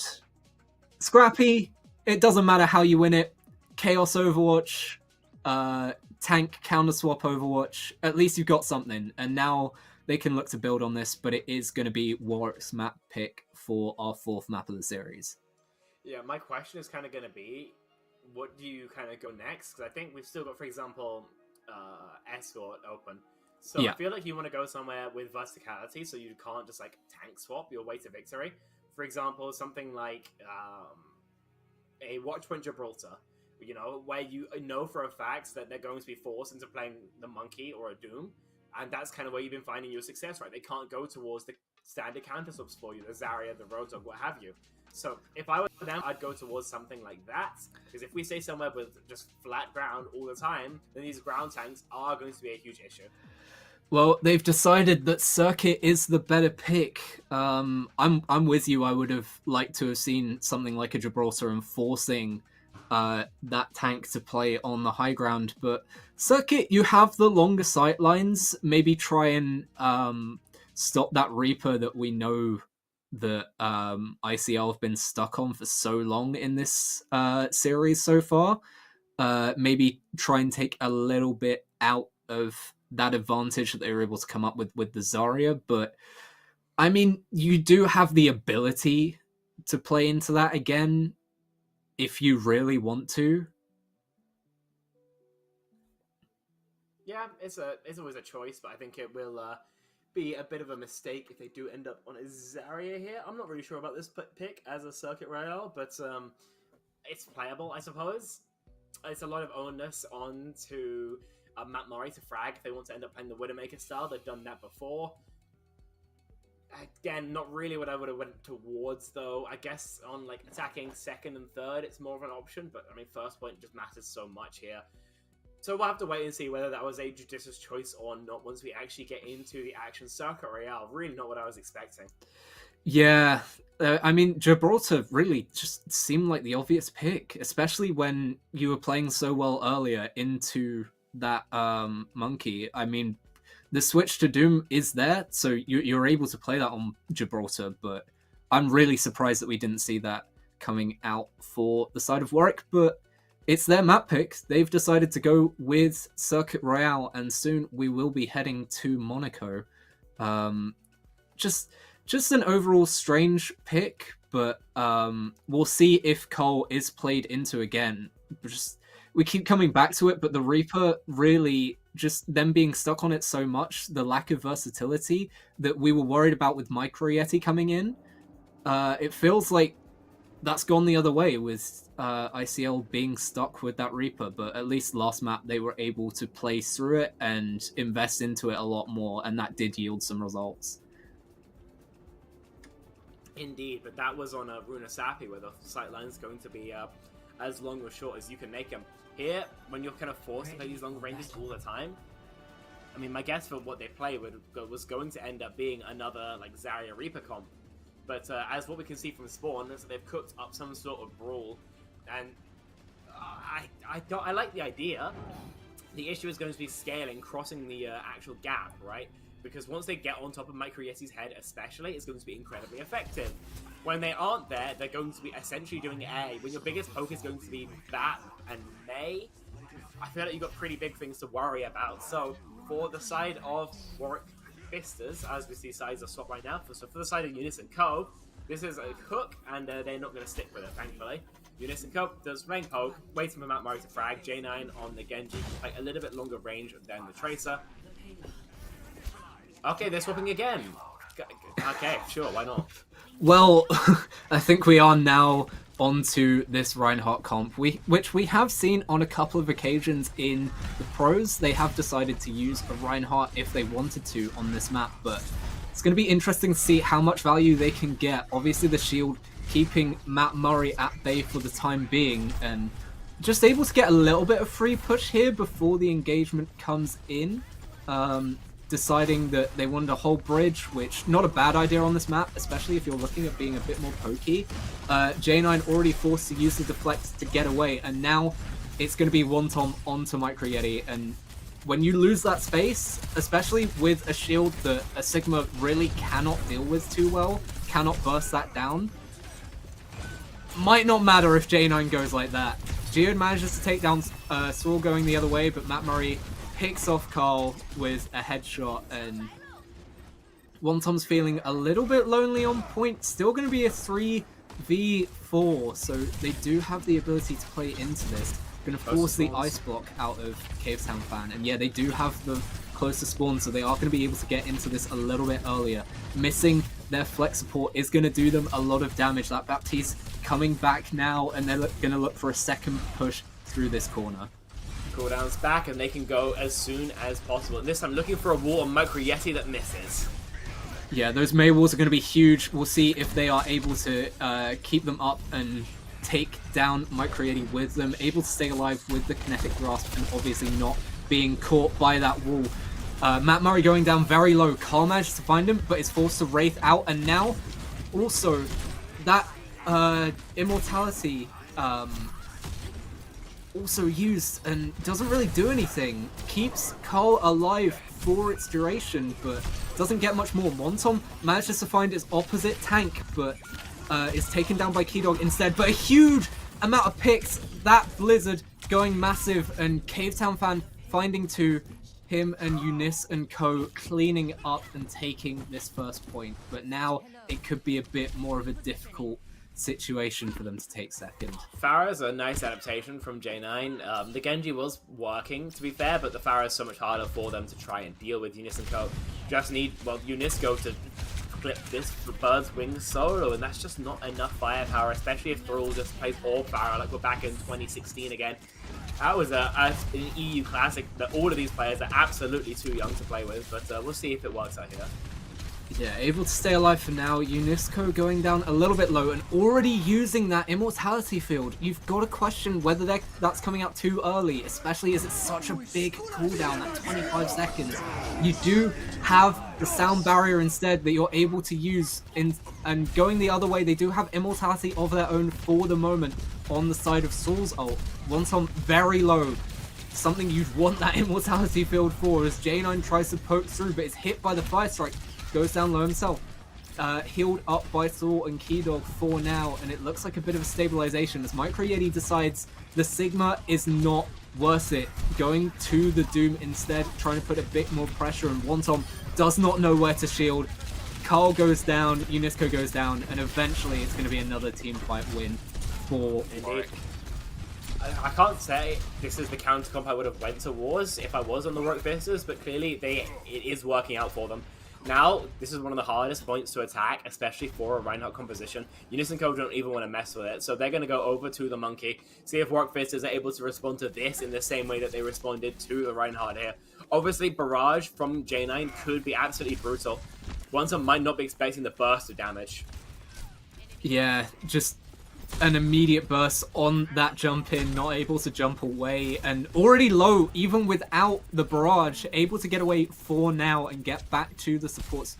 And it feels like they have absolutely nothing to deal with this Pharah. You've got no real hit scans on the side of ICL, but it doesn't matter if Carl is going to go and blossom in your backline. Cavetown Fan takes down the other support, and Younisco takes down J9, so you don't need that hit scan if your Kiriko is going to snipe the Pharah out of the sky.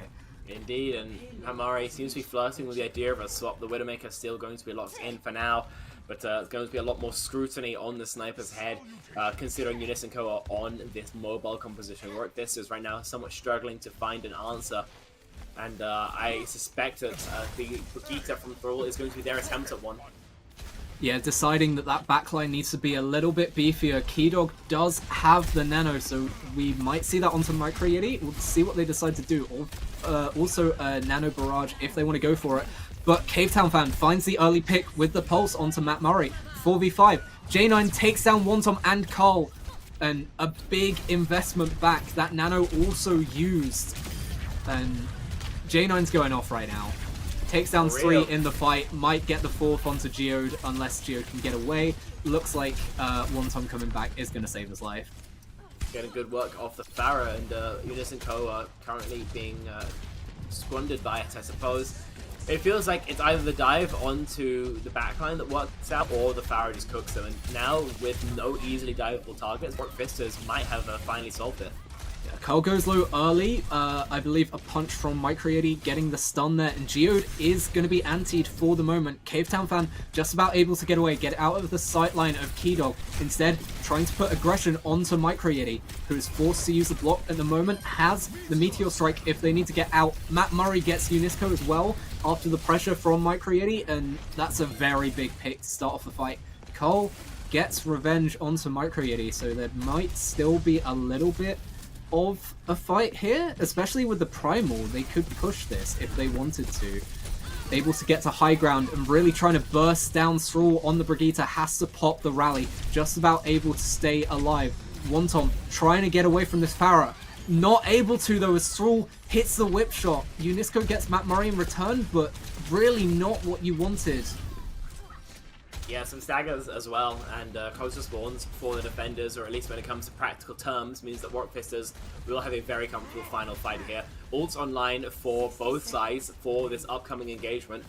Nano Boost is a big tool, especially alongside that barrage, but Younisco will have a full 5 for the final fight of this round to see who gets the edge out here. Yeah, everything and the kitchen sink is here for the last 50 seconds. The Kitsune already popped for the side of ICL. The Nano Barrage instead is pushed in return, but doesn't get anything. Younisco takes J9 out of the skies, and the Primal able to push Thrall off the high ground. The environmental kill takes him down. Microyeti not able to get to the point, and a really good final push gets there with 30 seconds left on point 3. And ICL able to do something. Still handicapped potentially by the Reaper, but doesn't matter. Able to get all 3 points in the end. Don't really know how Younisco were able to cap out there. Honestly, J9 simply shouldn't have died. Their barrage timing wasn't ideal, that's for sure. He would have been able to find a frag if it was. But, like, Nano Boosted, you're at effective 500 HP because of the damage reduction, plus defense matrix on your head. You shouldn't be dying. There's no two ways about it. So, I don't know what stage of the chain broke, but some of it did, and because of that, Warwick Vistas looking at a time bank here on Circle Royale, not something you see every day here. Younisco have put together a fantastic map. And they invested so much into that. They invested absolutely everything. The defense matrix to try and keep J9 alive for as long as possible, along with the Nano Barrage, and it still finds nothing. You've really got to see more if you're putting that much into it, especially if it's last fight territory. But hello, Ash. Matt Murray Ash is out here, and it looks like they're going to go for a bit more of a pokey comp out of spawn if they decide to keep this. See what we can get as they look towards a heavy poke composition. If they expect the Rhine comp, then they will have a pretty functional matchup. If they don't know, it could be in for a nasty surprise. Yeah, they could be getting around the corner and finding a terrible surprise. Wontom hiding for now. Now goes for it. The wall misses again, so not able to get too much from it. But J9 instead taken down by Cavetown Fan. Geo dies the other way. Does have the speed to be able to get it back into the fight and maybe mitigate quite as much of the deficit of this spawn advantage. As Thrall just about kept alive by Keydog. A great immo field. Able to take down Carl instead, punished for the aggression where we thought it was going to come through. Younisco manages to take down J9, who's decided to switch to the Pharah, but nothing else going the way of ICL, all lighting up blue for Warwick. Yeah, just process spawns being a huge advantage there. Tried to force a frag 4v5, and you're just going to get punished for it. And they're already swapping. I think they've really struggled on these May comps. I haven't been incredibly impressed with what Cavetown Fan has brought to the hero. I thought his trace has been a lot stronger. And they're going to see if they can just dive Michael Rigetti once again. Very likely Thrall and Keydog on this double poke backline.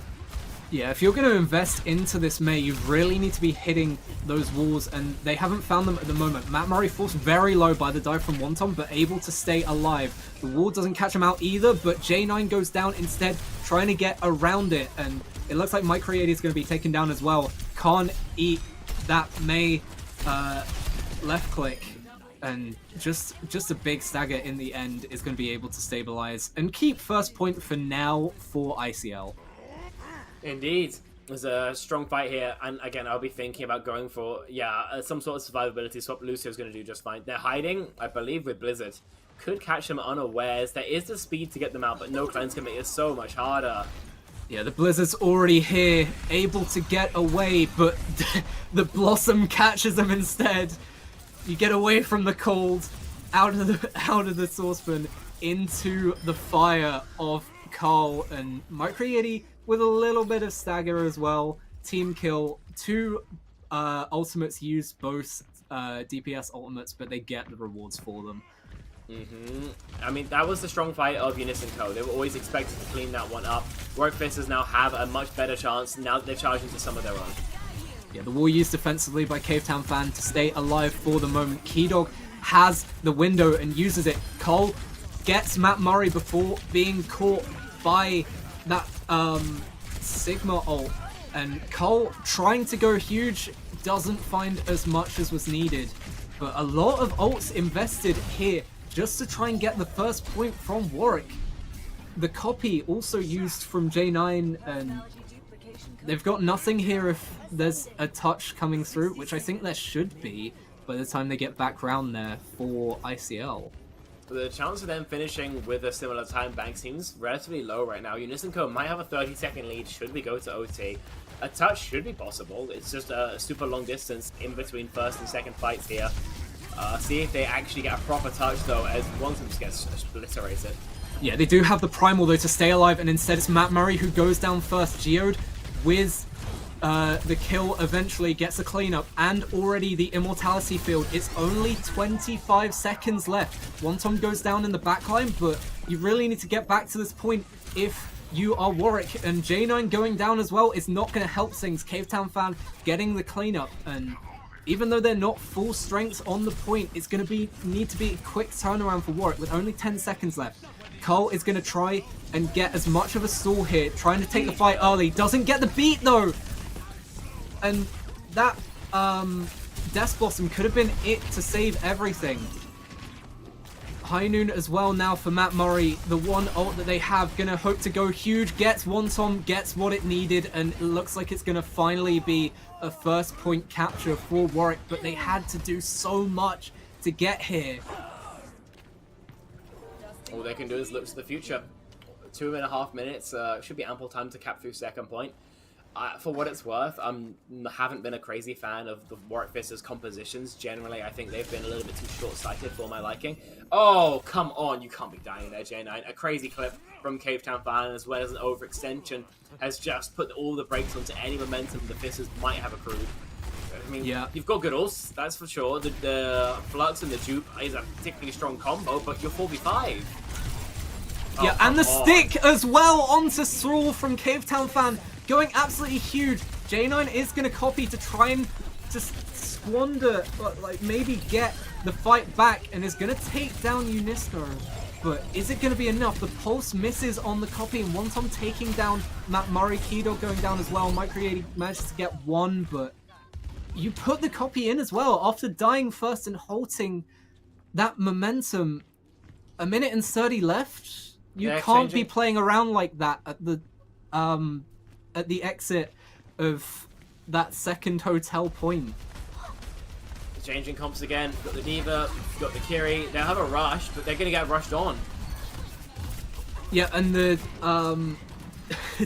the Reaper ultimate from Carl, that Blossom going big again, managing to take down Thrall. Matt Murray goes down as well, and they're going to stagger Micro Yeti. This is going to feel like an absolute lifetime. That Baby Diva going down eventually. Let's see if Wontom's able to get out here. Just about managed to get away from Matt Murray. Anyway. So he's got Primal anyway, so he likely won't be dying. Warwick Visitors need to fight hard soon. 40 seconds left to go. They'll be able to live the dive, and they've got a huge pick as well. Yeah, Cavetown fan, having been big in these other fights, is taken down early, and Micro Yeti has the ability to stop Cole as much. We said about Wontom not dying. The Primal not used, maybe just saving it for a final fight here as there's only 30 seconds left on the second point. I think they should be able to touch, especially if Cavetown fan is able to stay alive. Just about not getting taken down by J9, and now with the payload getting towards the end, it looks like it could be an overtime cap if there is one for Warwick. The Kitsune comes out, and again, Wonton flirting with death with that Primal is able to force Matt Murray away, trying to run back up this ramp, gets Carl. A big pick initially. They don't touch! They don't touch! They don't touch the C9 for Warwick, and our series is now level. I don't know if they forgot or they just couldn't get on the objective, but either way, we're now tied up 2-2. I mean, after the first few maps, I don't think anyone really expected it to be much else other than a 4-0, but I mean, to my eyes, what looked like a collapse from the Warwick Visitors means that now it's tied up 2-2. Younisco able to keep it competitive again here on Circuit Royale, and now we have a real competition on our hands. Yeah, it feels like there haven't been incredible plays or unbreakable comps for ICL. It's just the consistency from Warwick isn't there, and they're able to capitalize for ICL. And really, the amount of time that they took to get first point, being forced into overtime on that first, really wasn't what I was expecting. I mean, I don't know, there were so many weird comps there. I'm still a little bit gobsmacked, to be honest. I mean, it feels like everyone was just trying to problem solve on the fly. Nothing was rehearsed at all, and so we saw a lot of cooks, I'll put it that way. Thrall kept trying to force the Zenyatta. I mean, surely knowing full well they were just going to go Winston and just dive him until he swaps to like a Lucio or a Brig. We saw consistent Sigmas, again, knowing that a Reinhardt would probably come out when it did. There was just so much weird, competitive nonsense. And now, I mean, like I mentioned, tied up 2-2. Believe, again, we're going to be going to our desk. Hopefully they are ready, so Egda, Chinese Diners, and Cheese Lord can take it away in a little bit. But before we do, any closing thoughts from you, Avalanche, before we take a short break? I just think Warwick has to play their own game. It feels like they're trying to counter so much after the counterwatch eventually happened for ICL on Runasapi. Feels like they're playing into that too much. They're not playing their own game, and I'd like to see them come out and with their own map pick coming through for map 5. I feel like they really need to make advantage of that and play into a map that they feel like they're going to be strong on. Yeah, I've got to agree with you there. Now, I hope everything's sorted out then, so we can throw over to our desk. Edgar, Chinese Dinos, and Cheese Lord.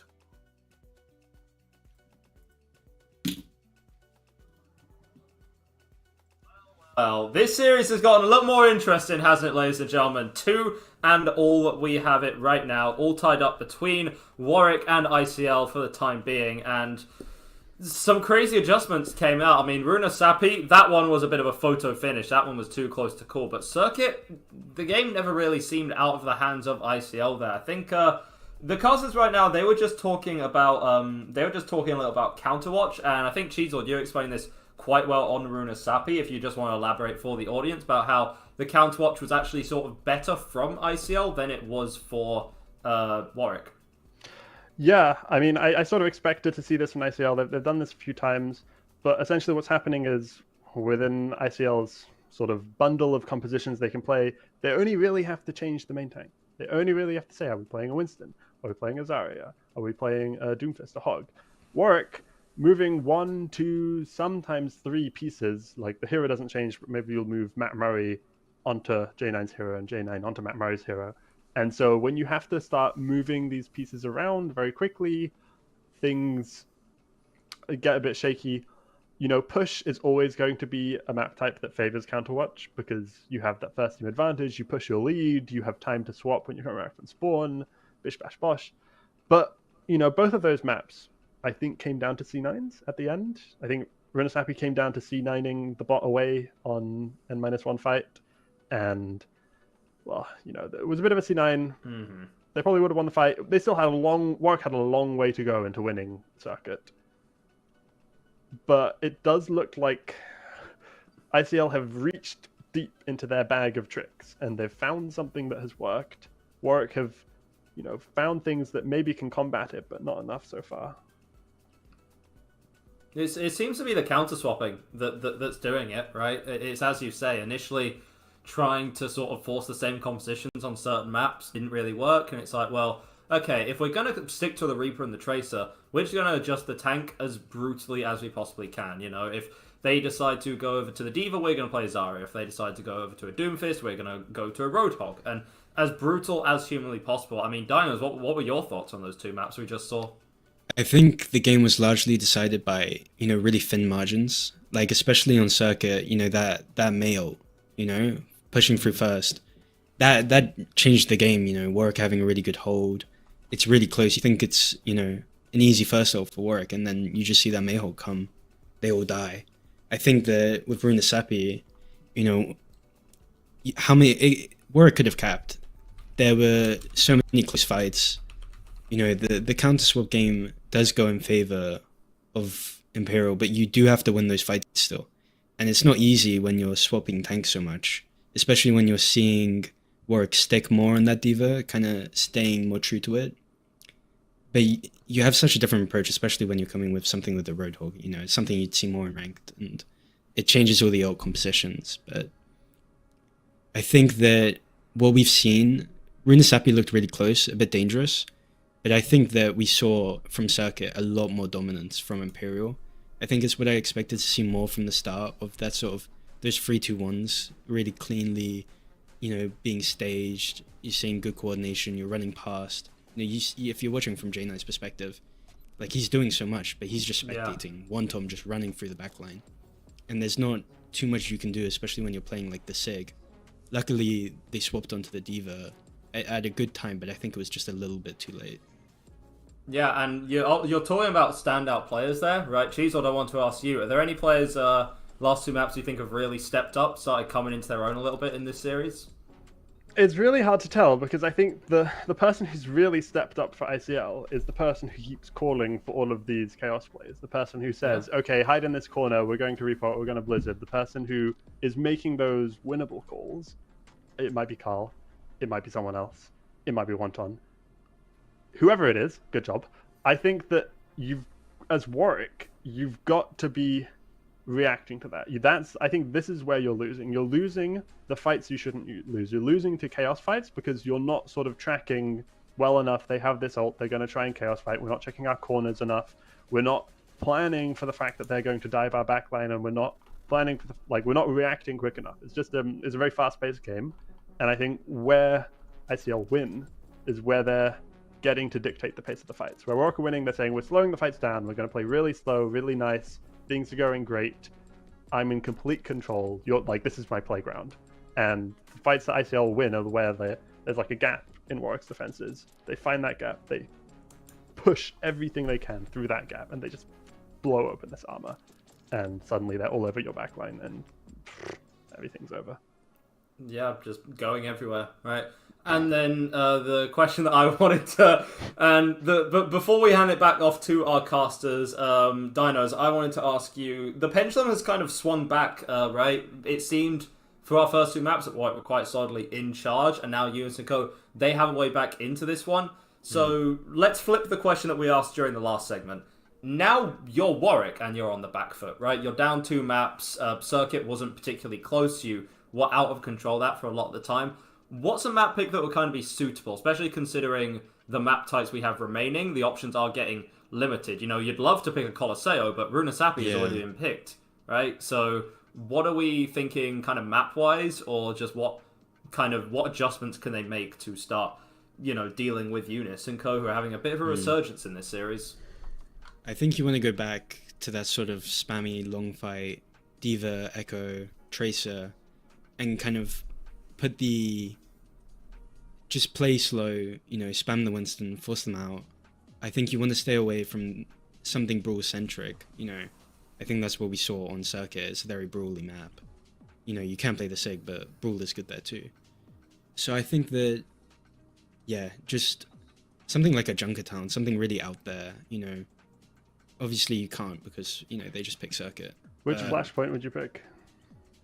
Which flashpoint? I mean, to be fair, I'd still pick Suravasa. I think it's okay for the Winston, but I think that D.Va Echo, you can do so much. It's so wide. You can get so much spam on Wantom, and yeah, I'd pick Suravasa. Yeah. Did you have any thoughts on that, Cheese Lord? No, I think that Warwick just need to maybe default a bit more to like, if you're losing, if things are happening a bit too quickly, if the fights are happening too fast, that you're losing track of the macro and you're losing your grip over the control, the thing you can do there is you can resort back to comfort picks. You can put someone who's not as comfortable mechanically on a hero back onto a hero they're more comfortable on, and that just pulls a lot of weight off them, and they can then be a lot more free to track those things. Like whoever, across the team. So I think moving back to comfort picks might be a play.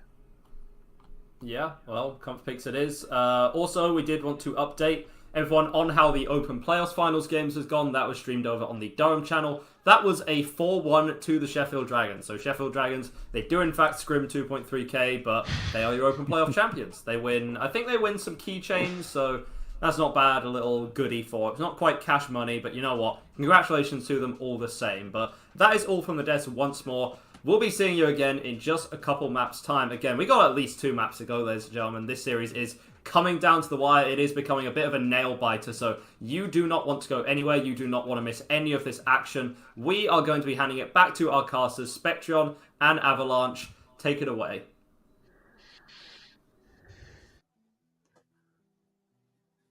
Thank you, Edgar. Welcome back, and yeah, we're map 5 now, and only Flashpoint remaining on the cards for the moment. Both those maps really kind of not too much of a difference in how you play them, so the map pick isn't going to matter quite as much. We'll see where they decide to go anyway. I believe the desk said that Suravasa might be a little bit of a better pick, but Yeah, we'll see what they decide to go for. I think, actually, thinking about it now, I'm not sure I do. I think because of how annoying First Point New Junk City is to play for Monkey, it could reduce the options of their opponents slightly, but we're not going to go there. Suravasa is going to be where we can hope for the side of the Fisters they can reassert themselves. Of course, it is going to be their pick, but you know, in a very healthy position right now. 2 map momentum on their side, and they can absolutely snowball that into more. Yeah, and that really needs to be halted. And it looks like we're already in, and it looks like the Zarya is back for the side of ICL, deciding to go with it again. Carl still on that Reaper as Micro Yeti gets onto the high ground, gets to point first. Obviously a bit more maneuverability on the D.Va, but has to be forced to the other side to push Carl, who uses Race, and the DM running very low for Micro Yeti. Obviously not able to DM the Zarya either. Carl stays alive with the bubble from Wantom, and initially the point flips to ICL. Even with Micro Yeti on this high ground just above the point, not able to do much with it, and no one touches the point to contest. Finally, they're going to start contesting now, but it's already on ICL's side. J9 looking for a bit of poke damage before trying to focus down onto Carl, who just about managed to get away with the bubble and the Wraith form. Stays alive for now, back to full health, but Wantom's going down low instead. Stays alive for now and gets the mech. And also J9, Wantom going huge at the moment. That Zarya looks like it's got a lot of charge. Carl sweeps up the remaining members of Warwick, and 7% is on the side of ICL. Momentum not stopping. It's going to be really hard for Vitters to commit to these fights. The damage of Younisco is enough to repulse them, but equally, if they keep playing high grounds, Younisco can't really clear them out, which is why that fight took so long. If Matt Murray can start a touch, then we can have another long fight. But a Death Blossom early on is going to give a 5v4 over. Yes, back to a 4v4 though. Geo trades out, Matt Murray goes down. Mike Rietti also able to get Younisco and eats that Pulse Bomb. Straw takes down Wonton as well. J9 cleaning up Geode with the copy, and even though it's 99%, at least you're on the board now for Warwick as they flip the point. It was effectively done, efficiently done, and economically done. Only one ultimate had to be spent. And now on this defense, you've got angles, the enemy's area is low charge, and you can trade out, for example, when it comes to backline ults, the only threat is going to be the Graviton Surge. How do you deal with that? Because other than an eat from Mike Rietti, that might be a real issue. Yeah, they do have Thrall's beat to be able to stay alive through it. Already the Kitsune's traded, and it could be everything but the copied kitchen sink. The beat comes out early as well, and now the Graviton Surge doesn't really have too much to stop it. The stick, though, from Matt Murray gets it. The touch is just about there, and they're still trying to fight this out. Wonton gets 2, though, and now that you don't have the tank, it's still a very...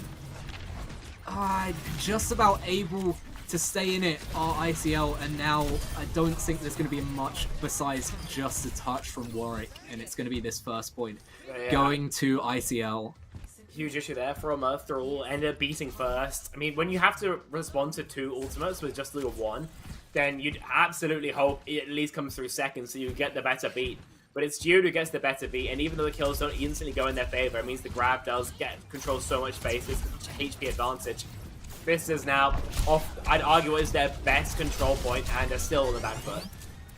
Yeah, everything but the copied kitchen sink invested for Warwick as well, and not really getting anything from it. They got to 50%, but nothing past that, and almost gave up the C9 on the first point. Not a good sign of things to come for the moment. Carl stays alive just about. J9 takes down Cave Town Fan, but it's traded out by Younisco, who gets taken down by Thrall. But then Wonton takes down Matt Murray, so it's still going to be an even fight for the moment. And Geode is defending this point at the moment with the boot. Wonton takes down Thrall, not able to DM is Mike Rietti. That Zarya beam just being too much for them at the moment. And Geode tries to get the kill, taken down by Mike Rietti. Cave Town Fan gets J9, and just about the mech stays alive as Keydog is able to get back into the fight. But that's Zarya with 100 charge, absolutely eating through Warwick at the moment. It's a real problem. They've got the beat here from Thrall that built online, not in time to save Matt Murray. Yeah, saves the mech for the moment, but already going down and putting both of your support ults into that. They managed to take down Cave Town Fan, but arguably Wonton getting Thrall is the bigger pick. The copy comes through onto the Reaper, and already that mech is down. J9 manages to get the Death Blossom off of the copy and takes down Carl, but again, it's scrappy. Not really going either way, and this is all for the better for ICL. Just about managing to keep Wonton alive. Matt Murray looks for the pick, but with the bubbles coming in just in time for Wonton, stays alive on 11 HP. And this is a second point already. It's going to have to be a reverse sweep on Suravasa to keep this equal and keep Warwick Fisters from going behind for the first time in this series. They are in free fall right now. I really don't think this comp is it, so to speak. You're forced to frontline trade a D.Va versus a Zarya because of the map geometry. That just doesn't work, unfortunately. And so, for Fisters, need to find a way to figure out how to control angles, to find dives through the Zarya bubbles and damage. They just can't do it. We talked about Carl being stuck on the Reaper as well, and instead it's going to be J9 on the Reaper trying to force it back. Already, this grab is almost there. Carl takes down the opposite number with J9 as well, and a huge grab. That mech is not going to stay alive for long, having already just remexed from the self-destructs. It's going to be an easy cleanup again. This Zarya is just getting way too much for ICL, for Warwick to be able to deal with. It's just constantly at full charge, and Mike Rietti, surely, I mean, we said about Counterwatch. Where is it now? You need to see a change, because they're not getting anything. Their decision has been to stick on it by the looks of things, but really is coming back to bite them now. They will have a Kitsune. It's going to be kind of it. Yeah, Cole looking for the backline. The 1v1 between Matt Murray and Cavetown Fan. Cavetown Fan force low. Matt Murray looking for the pick and able to get it. Sorrel takes down Cole in the background as well. And now the Kitsune is used. So the ultimate that they did have is put in. Wonton takes down Sorrel, but that's going to be it as the rest of the team is swept up. And eventually, finally, just at least one fight win for Warwick, able to halt the massive amount of momentum from ICL. They have some ultimates. This is probably the best position they've been in all map long. Zarya energy reset, ult advantage in everything that matters bar the Kitsune. But so far that hasn't been enough for them. They need to get at least, 2 consecutive to close this out? Maybe one long one. Still not in the greatest scenario. And as you mentioned, Avalanche, they need that reverse sweep. Yeah, Cavetown Fan looking for the pick as the Tracer Jewel comes out again. Forced to recall, but just about getting away with his life. Wonton pushing in, and the beat already used from Thrall. Now just to keep them alive. 70% to this grab. Instead, it's Cole trying to get something with the Death Blossom as Cavetown Fan in the background wins the Tracer 1v1. Micro Yeti, that is something that you can DM, finally get some use out of it. Geo takes down J9 instead though. The Thrall does the exact same to Cole. Geo takes down Keydog though, and a big pick. Thrall goes down as well, and we talked about that energy reset for the Zarya. Doesn't look like it matters, and now they have to push. They have to get at least a touch onto this point with 88% on the side of ICL. It now looks like it's all desperation for Warwick. Kitsune comes in for ICL, takes down the mech immediately, just about able to stay alive is Micro Yeti, gets back in the mech but immediately grabbed, no DM to take that out, and Cole gets the Blossom off, and it's all lighting up red as ICL look like they're taking a 3-2 lead now, taking Suravasa in clean fashion. 3 consecutive out of Younisco. Just off the back of this Zarya Reaper composition, Warwick Fisters have no answers, and I think what we saw, some closeness on Runa Sappy. Now that we come here, later on in the series, it feels like they're losing ideas. It feels like they're maybe even tilting. Because we've seen this get competitive before. We've seen them beat this comp before, but they just decide they want to bash their head into a brick wall for God knows how long. Not really try and play around the advantages of their own composition. So that's a really rough loss for them to take, but really nobody to blame but the Fisters themselves. And, for ICL, they are playing very well. But the reason I'm framing this as a loss for the Fisters more than an ICL victory is because absolutely at any time Fisters could have counter-comped this and just played Counterwatch again.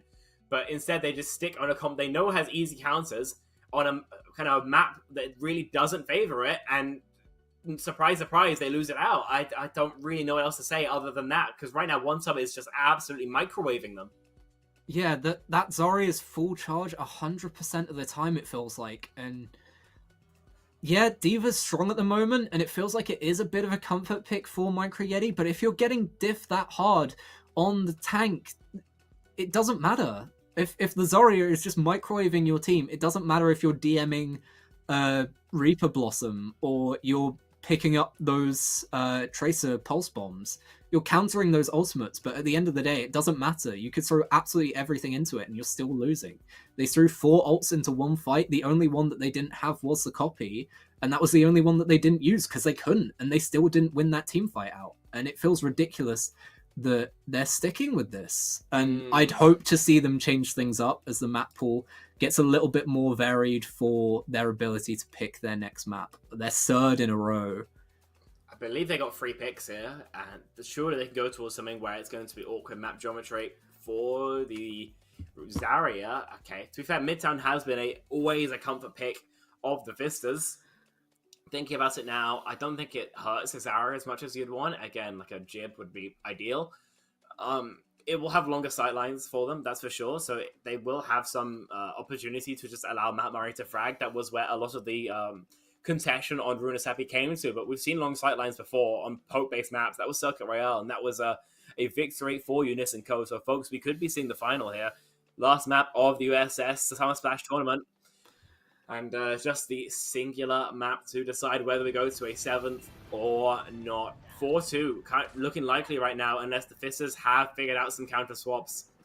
Note their backline right now. This Kiri, Brig, going to struggle to rotate quickly. So if the Zarya or anything else gets on top of them, they're going to be pretty split. But until that happens, they will have great resources for the DPS to invest. J9, Matt Murray back on much more comfortable swaps for them. Tracer and the Ashe going to be able to just poke, take off angles, and generally disrupt Younisco at every turn. TP out of spawn from Carl, but they're going to be sticking on it. Just want to rotate as fast as possible. Oh, that's interesting. Well, there is a switch to the Reaper, but decides better of it. Decides to go back to the Sim, and now having seen, I think they saw the D.Va, and now the beams are coming out. The Zarya is here. Cole deciding to stick with the Reaper, but we know how much that Zarya did on the last map, and I think we're going to see it again if there's no changes. Matt Murray already going down low. Cole having both bubbles invested and already up to 60, 70, 80. Full charge on the Zarya. The microwave is here. Matt Murray takes down Cavetown Fan. At least it's now a 5v4. And it feels like they really need that early pick to get level in this, but they're not even able to get towards the point. Wonton eventually taken down by J9. It's traded out by Younisco, but that is the pick that they really needed. Micro Yeti back in the mech. Carl is going down low, and without the bubbles to save him, is going to go down eventually. It's going to be 2 ticks for ICL, but at least a bit of stabilization for Warwick. Yeah, once he goes down, the rest are going to follow suit. So the whole composition is built around this area. Without it, Warwick Fisters have a very comfortable matchup, to be honest, into it. So for his sake, he's got to play his life. And I'm still not a crazy fan of the D.Va, but here, when you have a little bit more map geometry to avoid it, the Zarya, it's going to work out a little bit more comfortably for them. So far, though, 2 ticks already given up. Warwick Fisters might need to clean out the rack still.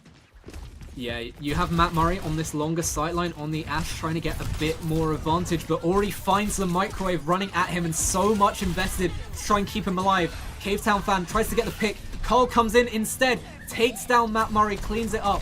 Eventually just goes down to the D.Va bomb? He missed Cavetown Fan wins the 1v1 of the Tracer and Nice then done, takes boss. himself out with the pulse bomb.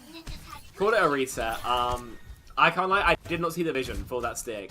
It's just going to be feeding ult charge towards the backline. Warwick Fisters having both spent their support ults are absolutely happy to drink that up. Expensive from both teams, but Younisco left with both the grab and the beat. Matt Murray has to make some miracles with this Bob, because that is a heavy threat that Warwick Fisters are facing down the barrel of. Yeah, you have to make the most out of this second tank that is going to be here for now. The bubble comes in onto Cole, already forces out the Bob as he goes in. Cavetown Fan going low and Wonton going even lower. Taken down before the beat gets there. That's a huge pick for Warwick as they look to stabilize and take us all the way to a map 7. Cole takes down J9 in return, but arguably less of an impact in that as they're not able to get to the point at the moment. Those 2 ticks from the first fight, still the only ones that they have. Matt Murray now pushed by Cole and Geode as both of them try to take him down, able to stay alive for the moment and kept alive. The grab now here for Wonton, but Keydog goes down. Matt Murray takes down Cole, Younisco takes down Matt Murray. Geode gets taken by J9. The grab is here, it is not eaten. Gets to J9 with the stick though, takes down Cavetown Fan. And Micro Yeti, despite having the disadvantage you'd think in the tank matchup, is able to stay alive, and looks like it's a lot of a better hold, and the momentum is going back to Warwick here. Blossom on the Monkey shows a level of desperation here. They have the Fox for it. Blossom combined could do a lot of DPS, but it's such a comfortable 1v1. Yeah, and already the Kitsune comes in, and in return, Warwick is back, and Cole not able to build to the Blossom. Doesn't manage to get there. Younisco going down very low, taken down. Keydog gets the opposite number. Matt Murray takes down Cavetown Fan, and after a very good first fight for ICL, they're going to be completely stalled, and it is going to be a hold on point 1 for Warwick. Their map choice doing a little bit more than when they were forced to pick between the 2 Flashpoint maps. Just the Fisters seem to have figured out how to stabilize finally. Took them, 2.5 maps before they get to it, but thankfully for their sake they have, and so 85.9% on the objective they've got to get to, and then they can force us to a map number 7. However, if we see the full hold come out for whatever reason from Younisco, that'll be it. That will be a USS Summer Splash champion crowned. Just going to be 4 minutes away from that, folks, once the spawn doors open. I've got to say, the actual rotations to point were relatively clean from Younisco. They were allowed to do that pretty freely. But once we actually got there, which in the scenario that should really be favoring them, I feel like it was instead, it was the Fitters who were cleaning it up. I guess the Brig Kiri backline is just super favored at that. I guess it's going to be pretty similar from the Fisters. The only difference is going to be Matt Murray on that Cassidy. A little bit stronger while attacking. You're not locked into that ADS animation while you move. Sightlines are a little bit shorter, so you don't need to kind of worry about what happens when you try and play that range. J9's going to start on the Widowmaker for the spawn peak, but very likely won't be given anything. Yeah, it felt like they were putting so much into trying to take Matt Murray down on that Ashe. You have Cole teleporting in, and you have Cavetown Fan trying to push it, and they're getting nothing. And eventually managing to take down Matt Murray in the end on some of those fights, but not really doing too much as the rest of the team goes down behind them. But now it's the attack of Warwick, and they're going to try and make this quick, as all they need is Cap on this first point, having held ICL at the doors. And already that's a big pick. Cavetown Fan going down early, force the pressure from J9 and Mike Rieti in to clean it up. Geo goes down as well, and now it's a 3v5. The Bubble's keeping one time alive for the moment, but not even able to take down Matt Murray. Cole is back here, trying to find at least one pick, but gets nothing. Absolutely nothing comes through. Cavetown Fan just forced to recall on the point, try and keep something. Geo's not even gonna bother. Just an extra frag, an extra stat for Matt Murray there. But Fist is able to clean up their act finally. It's a trip to their home map of Midtown, and it's tied up 3-3 here.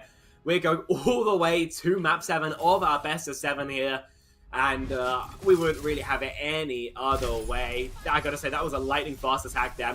Beautiful tracking from J9 to force the recall out of Cavetown Fan there. And, no recall on a Tracer. That's such an easy frag to pick up. So super impressed by that in particular. But in general, it was always going to be a hard defense to get started. The first fight was going to be the trickiest when your Zarya's low energy. And never really given an opportunity was Wantum to get into too much of that. A really strange map, I've got to say. I thought it was going to be a steamroll after seeing that first fight. But somehow it just wasn't, felt like.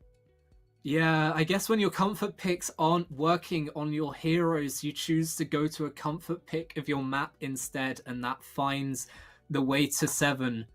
And we're going all the way now, and in a little bit we'll see what the desk thinks of it. But just a closing thought for you, Spectrion, if you've got anything, just potentially what we'd see out of a map 7. Only that it's going to be Younisco's pick, and that gives them a lot of power to decide the fate of the series. Okay, well, I think we will be heading back to the desk as they're going to break down map 5 and 6 and set us up for map 7 as we're going all the way here in the grand finals of the USS Prize Playoffs.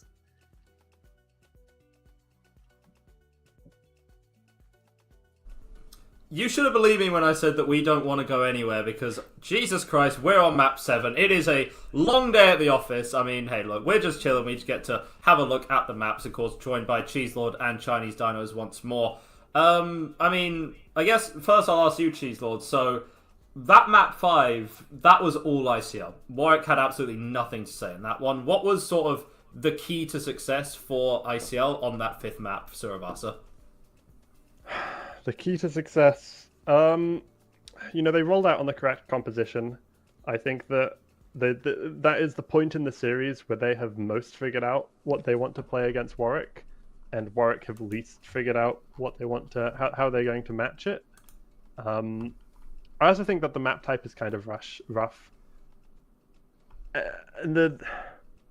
I think Warwick were really struggling to understand what they have to do against the Reaper, to understand how do we deal with this Reaper that comes in with a bubble. It's quite a scary thing, because your default, you see a Reaper TPing and you're like, oh, shoot the stickies at the floor. Oh, like, shoot a sleep dart. And then he appears with a bubble, and you're like, oh, I've just entered. And then you do that 5 times and you've lost the map.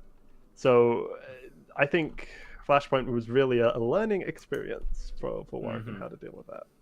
Yeah, but in terms of learning with it, I mean, they call it Map Town for a reason, right? And it was like watching two completely different teams. You know, ICL, they ran in over and over again. The definition of insanity is doing the same thing over and over again, expecting different results. And I think the ICL players went a little bit insane on that one. If you want to talk about that map and how that played out, Dinos.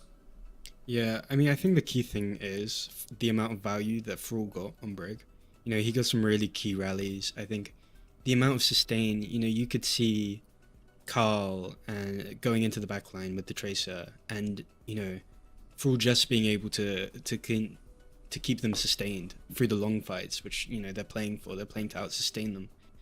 And I think you're seeing how much value that Brig can give you, especially when you start, you know, getting away from the mirror.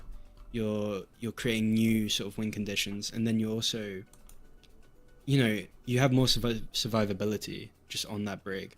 And I think actually, if Warwick can stay on these really, really open maps where, you know, they get to play the angles, they get to play positionally, they can play split and really look for poke over time, it's going to be really difficult for Imperial. But they have the next map pick. That's exactly what I was going to talk about next, and I don't think we can overstate just how important that is, right? The map pick going over. Now, it worked out quite well when you're able to go to Midtown, a map which is going to favour Warwick so heavily, and as Cheeselord said in the last break, going over to your comfort characters, right? I mean, these are the maps that we have seen today, and what happens is we are using the LCS map pick format, so every single map type is available within the maps within the selected pools. When we get through all 5 map types, as we did in this series, it is completely reset. Hybrid has been taken, so we have our choice. We have Control, Push, Escort, and Flashpoint, all available for Younisco on this final map. This could be the most important decision of this series. There is £200 riding on this map decision, potentially, right? Which is a lot of pressure to put onto ICL. So, I guess I wanted to ask both of you, starting with Cheeselord, what map we thinking? Of course, these are the ones that have been gone, so they got wins on... They were able to get wins on maps such as Runasapi, Circuit, Suravasa. Now they're running out of options. What do you think could work well for them? I'm wondering if you go for the other Flashpoint, you go for New Junk City. Given how dominant Flashpoint was, you really hit them with the we don't play Flashpoint. Well, I'm gonna make you play Flashpoint. Other than that, I don't think you want to go Control. I think Warwick are winning on Control. Maybe another push. Another push could be good. It really plays into your strengths with this sort of rock paper scissors. So they could just rock paper scissors Warwick again. But I think, to be honest, what it might come down to is the way Warwick win this is if they can sort of they exploit the weakness that ICL have, which is there's not much flexibility on the backline. You've got Younisco on Kiriko, you've got Geode on Lucio, and you've not got much more than you can play with that. And you know, I agree with I agree with Dinos that I think Thrall really stepped up in Midtown. The Bash is really good. He cancelled a few ults as well on the Reaper ult. If you don't have the option to mirror the Brig, that might put you in a world of trouble. So even if ICL pick the correct map, it still might not be enough. Yeah, Dinos, I was going to offer you the exact same question. I think I would pick New Junk City, but I think it would also be interesting to go to something like New Queen Street, you know, with the Reaper and the Zarya, you know, maybe get back into that sort of, you know, just getting the bubbles onto Carl, getting a lot of value like that. I think it's not as open as a Midtown, so you have a bit more. And also, they played really well on push. You can play that counter swap a bit easier, but they were also the most dominant on Flashpoint, so I think you got 2 really good options there. So you should pick a map with new in the name. New. Yeah, but basically that's what it seems to be. That's what's working out. It would make sense. We'd have new champions, right? So that always works. I think if they went to New Queen Street, that might be a little bit of a throw, so maybe not New Queen Street. I think the other push maps could work quite well with what she's saying, but New Queen Street itself so unique. But There we are, that's just random yapping, because it is getting late. We are going through a lot of maps today, ladies and gentlemen. Thank you, Cheeselord and Dinos, again. I mean, you're going to be seeing us after the next map for our winners interview and our MVP and our finals MVP announcement as well. But all being said and done, why keep you waiting? We have a map 7, we have a champion to declare. Spectron Avalanche, take it away.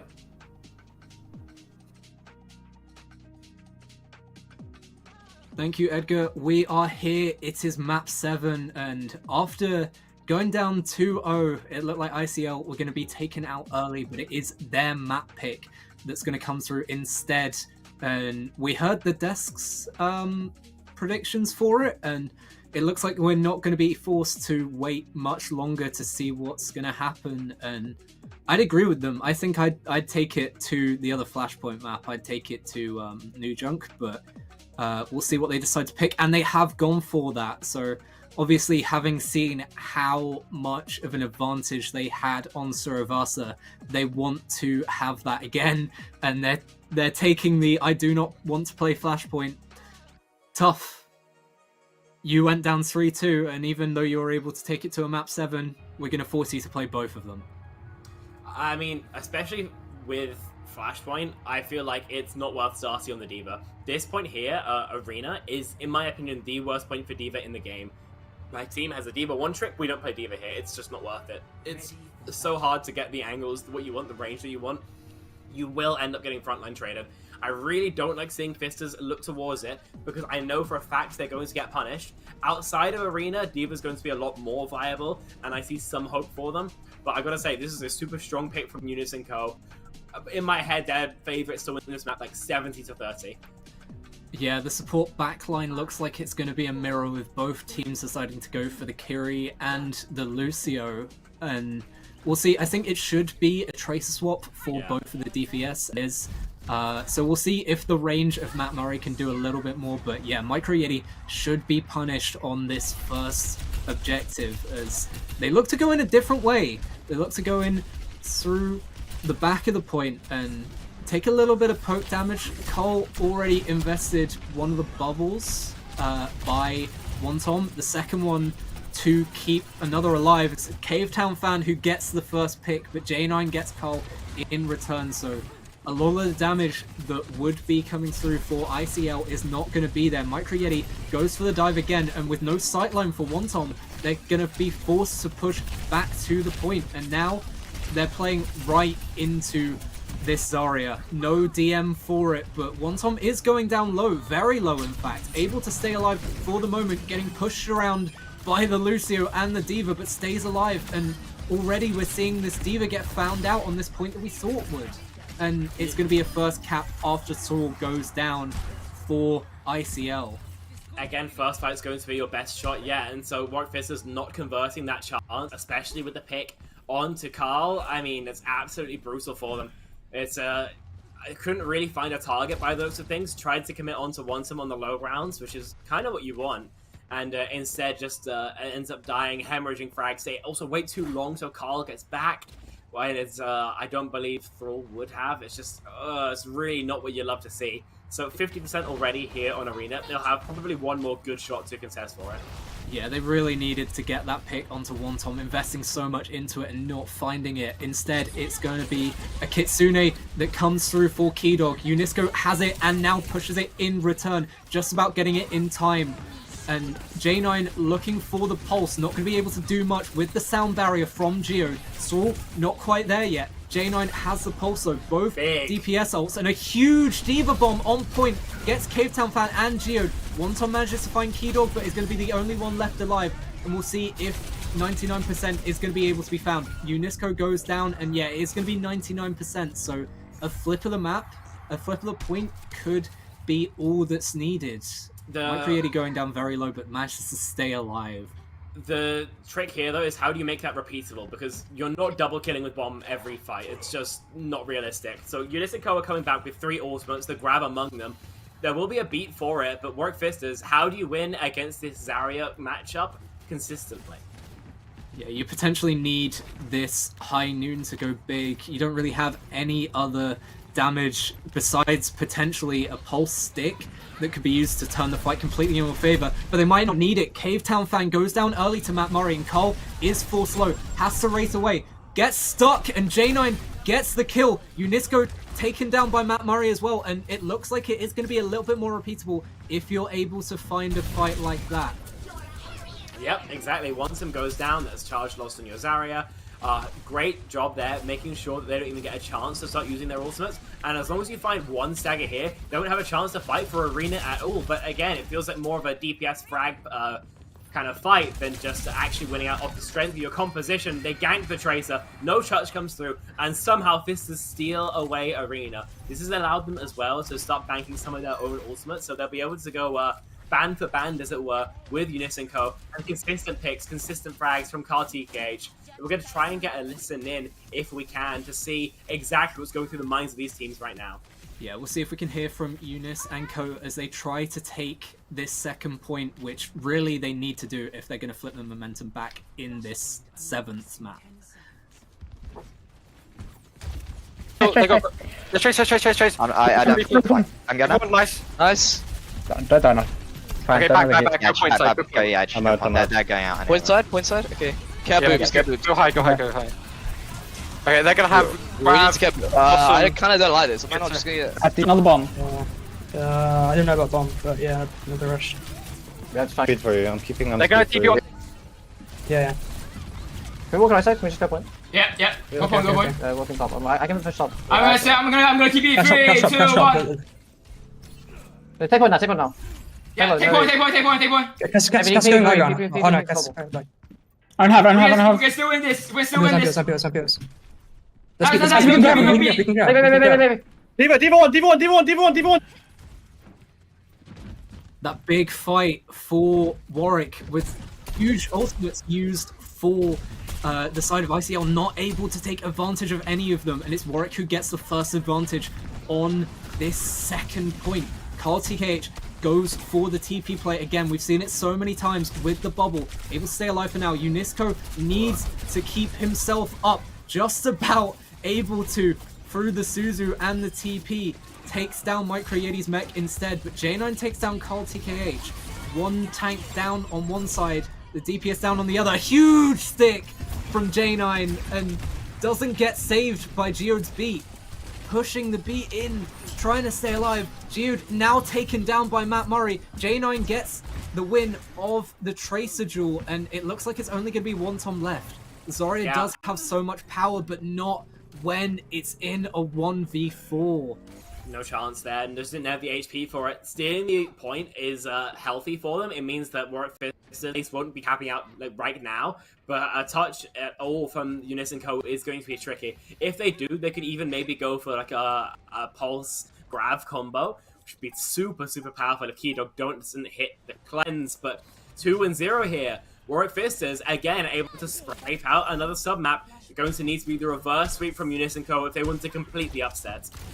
Yeah, map 7 looking in the favor of Warwick at the moment, but there are some big ults coming up for Younisco to be able to flip this and maybe get a fight started. Momentum back in their favor. Cole looking to build towards that Blossom, but it's going to be Cavetown Fan trying to go for the stick onto Matt Murray. Doesn't find it. The grab is still there for Wonton, but with no charge at the moment, might not be worth it. Instead, tries to play in Cole and push off the back of it. The grab is in now. 45% charge, and Cavetown Fan takes down the mech of Micro Yeti.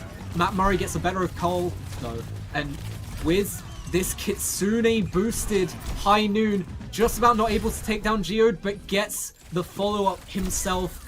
Cavetown Fan takes down J9, but that's going to be the only pick, and the point again is Warwick's. If they keep this, they're going to be the champions of the USS. They're going towards it. We're making swaps now are Younisco. Cavetown Fan doesn't like the Tracer for whatever reason, so over to the Genji. Wonton on the Monkey has been his standard swap. This is going to be a hard fight for Younisco, so they need to make it quick. They need to charge into their support ults because they're not winning a fight with just a Blossom. Yeah, well, they're going to go for it initially. Cole already using the TP, trying to get into the backline, now has the Blossom, but as we've seen so many times before, can be countered completely by this DM. They're going to try and force out the DM as much as possible. Wonton goes low. Instead of keeping the DM for Cole, they try to push, and Cole goes down anyway. Matt Murray takes him down. J9 gets Cave Town fan as well, and Wonton goes down. And now it's 80% on the side of Warwick. Oh, he staggers. The stagger's Gio there. goes down, and that means it has to be Cave Down fan who gets the touch. Newly swapped onto that Tracer, but there's only a couple percentage points left to go. He's Can't dead. even get that. That's it. Warwick Fisters are your champions of the USS 2024. Congratulations to them. They might not want to play Flashpoint, but when they're forced to, they get the job done in the end. They took a roundabout way after winning map 1 and 2, but eventually on map 7, they clutch up and take New Junk City 3-0 to win our tournament here. I mean, one adaptation, right? We saw how much they were struggling against his composition. While they definitely had their troubles here, I mean, they're able to just absolutely snowball all over them. So many stagger kills, I think, that came through. Just a result of Younisco possibly just being tired. They've been playing Overwatch for a damn long time. A little bit of tilt maybe as well, just getting in after how they lost Midtown. But because of that sloppiness that, wasn't present on some of the previous, then the Fisters just able to close things out.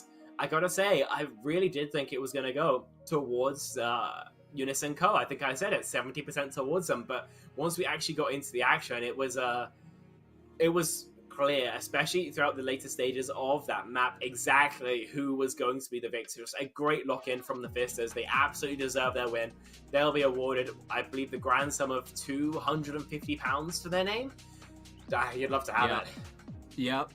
And yeah, congratulations to them. We were a little bit worried for them going into this final map, especially with how Suravasa went, but a complete flip of the script, especially sticking with the Diva and being able to play around the Zarya instead of just getting absolutely bodied by it, which they had on Suravasa, and really eventually able to counter it. They did well in the end, and I think the DPS able to bring it through in the end just about. Matt Murray had a few huge picks, and J9 getting in there as well, keeping the support backline alive while also taking down Younisco and Geode on the other side. But that is it. That is our map 7 done.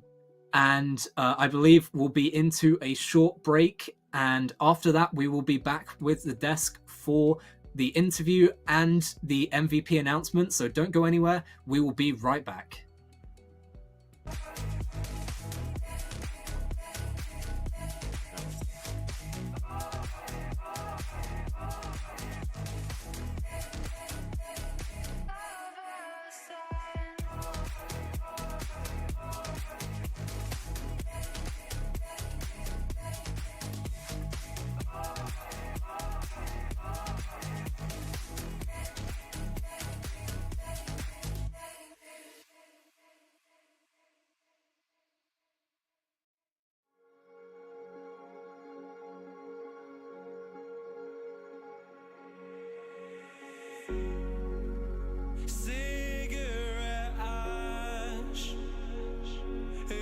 Like snow when it falls in the wind, and you say you wanna dance, you're wary, you'll end up in the wrong hands, and you're having fun. Why don't you show your friends? You're having fun. What if it never ends? I'm lacking sincerity, but you don't care at all. Miss Boozley cigarettes trying to take me home.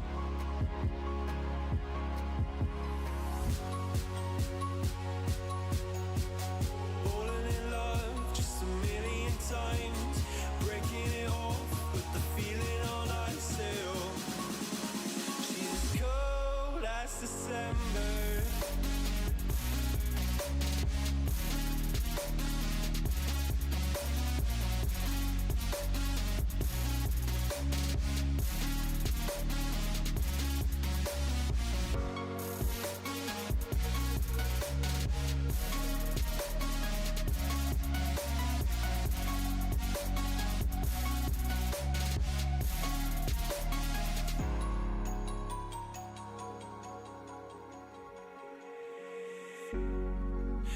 I swear I've seen you before, holding your shoes in your hands, running out that door.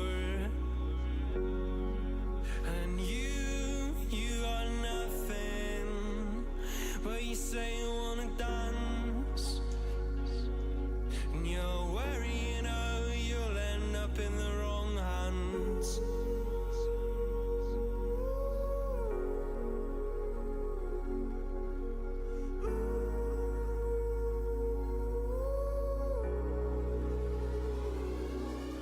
I'm lacking sincerity, but you don't care at all. And this booze, this cigarette's trying to take me home.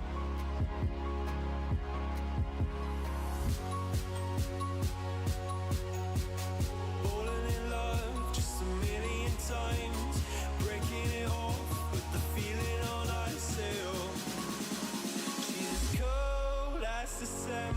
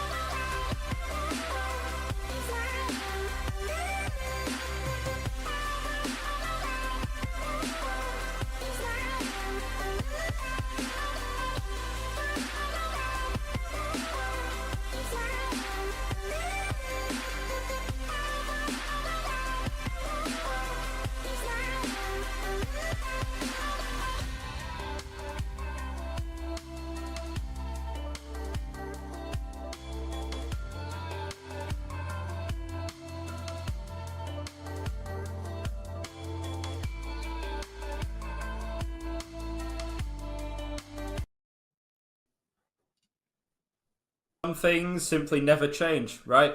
Warwick, it's another summer, it's another championship. Cheese Lord, you got a big grin on your face. How are you feeling after that last map? The perfect prediction. I predicted a 4-3. What can I say? Predicted all the comp swaps. I'm just a genius. No. John Overwatch over here. Calm down. I think ICL played a really clean game. I think it was really entertaining to watch. I think that was some really solid Overwatch. There's a bit more to say, but I'll leave it at that.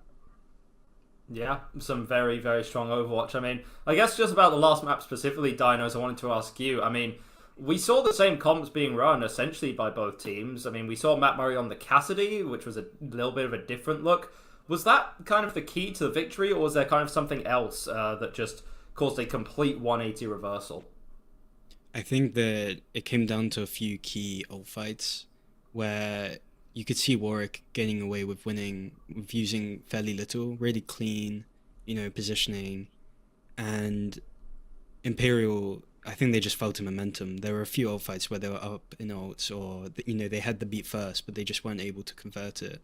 I think it's difficult, it's a game of momentum, and I think that Warwick had just really started to play well into the counter comp that they were playing, especially, you know, seeing how much value Zarya got into the other flashpoint, into this flashpoint. I think they just learned how to play around it rather than, you know, changing the compositions. It's just more of a playstyle sort of thing. Yeah, I mean, it's a hell of a final map. It's a hell of a way to be ending the Summer Splash with Warwick winning again. Can we just like send all the contenders players to like some random uni that isn't Warwick, please? Like, I don't know, give like what's just like the most random uni? I don't know, like Royal Holloway. Why not? Just give them all the contenders players and see what happens, right? That being said, we do have an MVP. We have an announcement for the MVP. We took a little bit of a while to think about it, but at the end of the day, it was so back and forth. We had a couple of players in mind, but MVP, winner of the coveted Null Socks, going to be Micro Yeti. I think I just wanted to ask both of you, because we had a couple names that we were thinking about. I mean, Jane, like, it feels like everyone from Warwick had a bit of a phenomenal game, right? Aside from a couple of key mistakes, some individual errors, everyone played out of their minds. Like Matt Murray, J9, they are always going to be phenomenal DPS players, and nothing really changes that. I guess the question is, why did we then opt to go for Yeti instead? I think that, like you're saying, like all the players played really well. I think a lot of players especially went on a bit of a journey throughout that game. You know, like they were going well, some maps actually went really badly, and it's really powerful for them to bring that back and to recover that throughout the series. However, I think the player who's just been consistently there and who's been consistently the deciding factor in so many of these one-team fights, so many of these games has been Yeti. I think you have to look at how much of ICL's composition, how many of their decisions were set up and structured to punish Yeti or to try and dismantle Yeti, and how many of the times when they failed to do that, they lost the fight. It was really like Yeti was too good for them, or maybe they weren't good enough to beat him. But either way, there's nothing micro about that Yeti. Nothing micro about Yeti. 7 foot in real life, of course, and something else as well, but that's a story for another day. Dinos, I wanted to ask you the same question. What was it about Yeti's performance that made you give him the nod for the MVP? I think it's just, you know, that consistency, especially in tank. You know, it's a high pressure role. There's a lot going on you, you know. You feel that momentum swing on you so hard, and to be able to come out on that final map, you know, and be that dominant, play such a clean diva, it's not easy. So I think he just really proved that, you know, Andreas, we were all looking at Andreas, you know, he's not in the team, how's this going to affect Warwick? And he really showed, you know, Micro Yeti is that guy. Like, it doesn't matter if Andreas isn't playing. That guy's got a clean diva, you know. Yeah, Yeti being officially declared by Chinese Dinos as that guy is reaching an unprecedented level, just unprecedented levels of being him, I guess. So congratulations, of course, to Yeti, MVP, going to be winning our Null Socks. We do have some interviews with the Warwick players coming up and ready, but that is going to be all from Cheeselord and Dinos on the desk today. Cheeselord first, did you want to, you know, say goodbye? Any shout-outs for socials that you had? Yeah, Alex D. Pet, but it's mostly me politics posting or shit posting, so I wouldn't recommend you even follow me. Go follow the Warwick Overwatch, Warwick Angels Twitter, and subscribe to the Warwick Angels YouTube channel. Yeah, Dinos as well. Yeah, I mean, just follow me on Twitter, see Dinos in the bottom. Yeah, it's fun. Yeah, the goat. He is also White Gooshway as well in real life. Yeah. As we do. On the white. Emphasis on the Gooshway, I would say.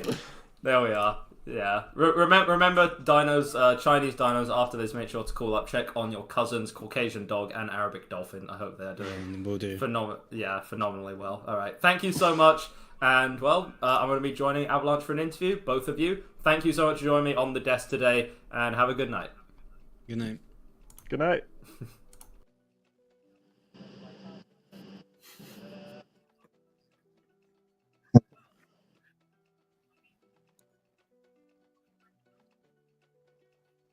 The question that I had for you today is, obviously, congratulations, right? Hard-fought victory. How does it feel to be winning this tournament? It's a general question, but it's an opener. It's a softball. It feels amazing, honestly. I think, especially after a series like that, it's just like, it just can't feel any better. Yeah, especially you said about the series, taking the 2-0 lead and then having 3 in a row go against you, the momentum against you. How did it feel to come back from that specifically? It was definitely a very rocky ride. I would say after one map, it was definitely like, okay, guys, don't worry. It's like, it happens. After 2 maps, I think we kind of hit like a short, like kind of, we hit the bottom for a bit. But because there was a break between maps, we just took it as like, let's go for a walk, let's just drink some water, get some caffeine in, we got this. The third map was like, okay, we figured out exactly what they're going to do, because all they do is just counter-swap tank and try to play this Zarya comp with Reaper, which we've played against before and we've struggled with before, but you know, we learned during we learned during the series, and after that it was just doing what we're supposed to do. We knew exactly what the fight plan was for every single fight, and it was just smooth sailing from there, as you saw New Junk City anyway. Had him a bit figured out by the end there, so yeah. As well, we've just heard from the desk that the MVP of this 7-game series is Yeti, and one of the big things coming into this series was that you were without your main tank player, you were without your starting tank player, and having Yeti come in as a sub and play that well to be able to get this series through, like how well do you think Yeti played? Like, is there anything specifically, or was it just a great, well, all-rounded performance? I think Yeti definitely had like really big shoes to fill. So like the expectations around Andreas are incredibly high, and kind of coming into that role and trying to play at the same or like even a similar level, it's just an incredible amount of pressure, and I think he handled it amazingly. Like Yeti was definitely the kind of player who would be very, very supportive. He would never tilt. He would just kind of do his job and do his job really well. There was like so many fights where it was all up to him and he just clutched up. I think especially in a matchup like this where you're playing against Zarya, who's almost always high charge. It's just impressive, honestly. I could not imagine doing that. Do those ears on your hat move whenever you pull on them? Yeah, I can press like little buttons here. There are buttons. Oh my god, there are buttons. Yeah. What does the hat have a name? Is it like waving hello at me, or? No, it doesn't have a name. I just picked it from my wardrobe. I have it somewhere there now. So it would be funny. I mean, seems very excited about your win today, Anna. Very excited, and I hope that you are as well. I mean, the final question that I had to you is the amount of money that you have been earning from farming Null and NSE over the past couple of years, whatever. Like, surely, like, you must have like some kind of grand savings account stocked up. You got an extra bit of money for this tournament. An extra 50 quid going to be going into your pockets if it's split like that. 250 for the team. What are we spending that on? Well-earned prize money. What were you using it for? I would say probably 250 items, £1 each. Oh my god. That sounds right. 250 items, £1 each. Okay. The Cheese Lord prediction was through from the start. Cheese Lord's predictions today have been on point. I'll give him Bro predicted the scoreline. Bro predicted... I can tell you, because I was on the desk, like, before every fight, Bro was like, yeah, so this ult will be used, and then there'll be a swap over to this character. Like, before the next map, yeah, like, ICL are going to start playing the Zarya Reaper composition, and it's going to be working for them for a couple maps, and then it did. Dude just has, like, that third eye. It's crazy, but... Cheese Lord the Oracle out here, on desk. They call him the Lord for a reason, right? But anyway, thank you, Thrall, so much for the interview. Congratulations on your win. And I think that we have yet another Warwick player that's going to be joining us. Is that correct? I believe so, yeah. More coming in. Oh. About to be live. So in the meantime, of course, congratulations, Thrall. And Thrall has now been suddenly... Thrall, you're... Alright. Jump scare. Thrall, you're looking a little... Okay, thank you, Thrall. Yeah, alright. Matt Murray, you're looking a little different, lad. What's up with that? Different? I mean, I look the same. Also, you're muted. I can't unmute myself. You're muted on Discord. You're muted on Discord, so we can't hear you.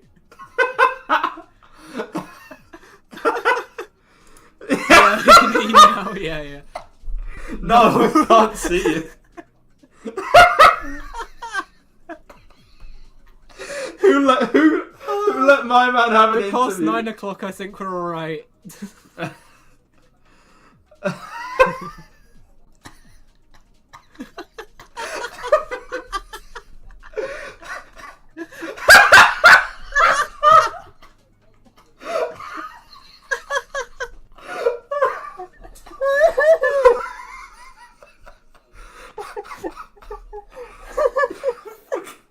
I'm fucking losing it. Oh, Matt Murray jump scare 2 incoming, apparently. I don't know. Hello? Hello, I'm here. I made it. Happening? Hey, no swearing. No swearing. Oh my God, Family we friendly can't hear channel. him now. We can't. Oh hear him now. no! What the hell? Okay. Chaos. Oh my God, I'm losing it. I'm actually losing Yeah. it. Okay. This is definitely something. All right, ladies and gentlemen, this is cinema right here. If you wanted to know what cinema Absolute was cinema. like, yeah, this is like Martin Scorsese is directing this whole production that we have going You on. couldn't write this. His face is just there. His face is just there. Between this and what people won't Oh, know, yes. because of the background, you guys didn't hear this. We also had a fire alarm go off on our production side. Between that and this is definitely interesting. Oh my lord.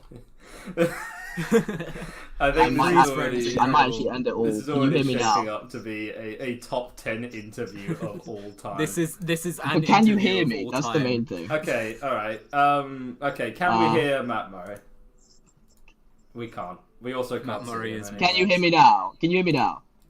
Alright, you know what? We can hear you. I think that'll have to do for the We'll time go being. with that. Yes. Okay, we got you. Yeah? You can still hear me, just to clarify. Yes, we hear you. We got see there. you. Yes, Yes. we got there. We're good. Chill, it's fine. Yeah. We're chill now. Okay, begin. Jesus Christ. Bro thinks he's the president or something. Okay. Alright, we got there in the end.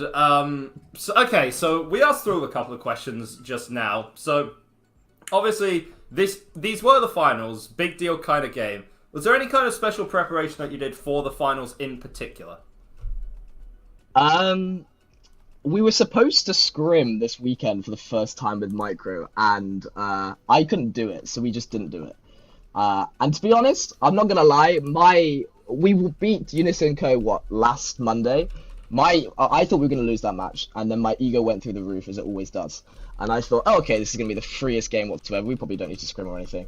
And then I probably had the most scary game of my life to date. I'm literally like, I'm gonna fall over. I thought I was actually gonna collapse at the end, but anyway. No, we didn't do any special prep, and we probably should have done special prep because they're a really good team. And I kind of regret all of my bad talking about them because they are insane, and I kind of had the fright of my life.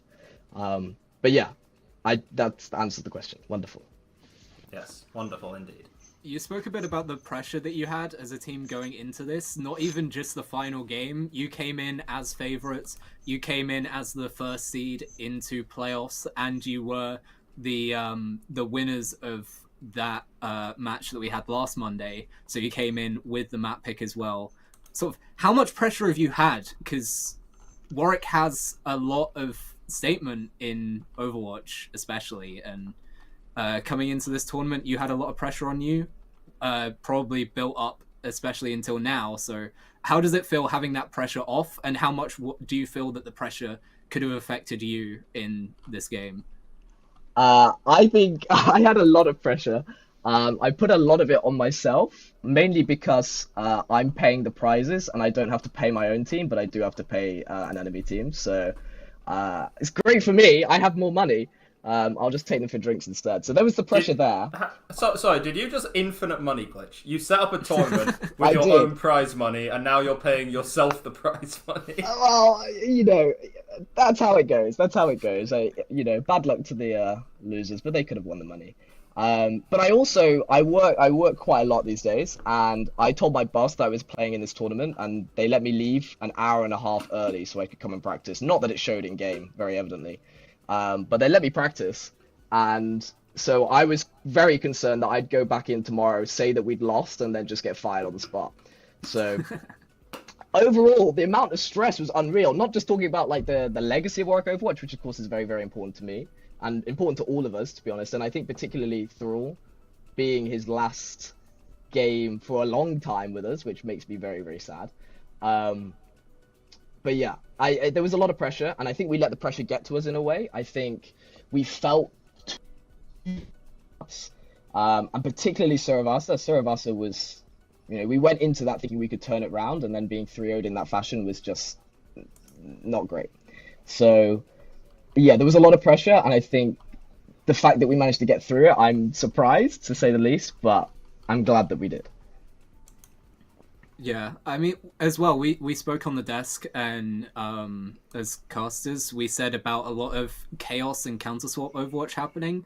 Eventually, when you did ride out the storm and you won those final 2 maps, you weren't really swapping off of anything. So was that a comp that you eventually found that was countering that Zarya that you seem to be struggling with so much on Saravasa? Or was it that you just felt we need to get back to our comfort, we want to play what we want to play, and we'll show you that we can beat you on it no matter what? Yeah, I mean, I've said wonderful things about Younisco. I think I've said enough. Their composition is really, really cringe. It's cringer than us playing Doomfist, like on so many levels. Like I get a Zarya coming towards me, like brrr, and I get like a Reaper who's TPing into my backline with the teleporter, and I'm on this thing, right? So I can't turn around fast enough. So I've got a Reaper behind me. I've got the Zarya in front of me. I'm literally just capsizing, and I'm just letting the team do whatever they want. So. You're on Tracer. Have you considered blinking away? No. It doesn't work like that for me. I have to press the little trigger, and like turning around is still complicated. Like Cave Town fan was giving me a run for my money. So yeah, I was. It was all over the place. I think we decided that we had to play what we knew at the very least, and I think we played that particularly very well at the end. It was quite fun, literally just running around like it was a theme park, particularly on that first point. Yeah, I think we realized that we needed to stick with what we were good at, and just accept that they were going to play cringe stuff, and that would be. I hope you saw Runa Sapi. What on earth were they doing? What were they doing there? Very annoying. Counter swapping. They were counter swapping. Anyway, yeah, I know. Poor Micro, poor guy. But yeah, I think overall it was just resetting the mental. I don't quite know how we did it. I think it being Map Town is always an advantage. We're always going to win Map Town. So yeah, I think overall they tried to do what they could, but just going back to our roots was best. Well, yeah, fair enough. I mean, basically saying everything that needs to be said there. I guess then my last question to you is, so Thrall is going to be leaving a team. That is going to be a loss. That is going to be quite harshly felt. But by the sound of it, it seems like the rest of the main Warwick core are sticking on for another year. I think Yeti would also be leaving this year, if I recall correctly. But you're still going to have Andreas. You're still going to have the main tank option. Still a DPS. Still Key Dog as well. Obviously, the freshers are going to be coming in this year. What are the aspirations for Warwick Overwatch? Because you are on top of the scene right now. There are people coming for your crown, and today they made it kind of close. Do you have anything to say to the people who might want to be taking that victory, that crown off you? I mean, I have one aspiration and one aspiration only, which is winter, it's NSC and Newell victories, and then in spring, it's NSC and Newell victories. I'm not going to lie, Micro and Thrall are big losses, because it's not just about the way that they play, but the way we are as a team. I've played with Thrall since, oh my god, this feels like ages ago now. So he was on my very first team when we were on the Angles with Andreas, and to lose someone like that is very disappointing. It's very sad, and it's the same with Micro, giving us that flexibility. I mean, playing with him as well. To be honest, I was gonna be nice and be like, oh, it's all good, but my ego was kind of put into the ground after like map 6, but it's going back up now.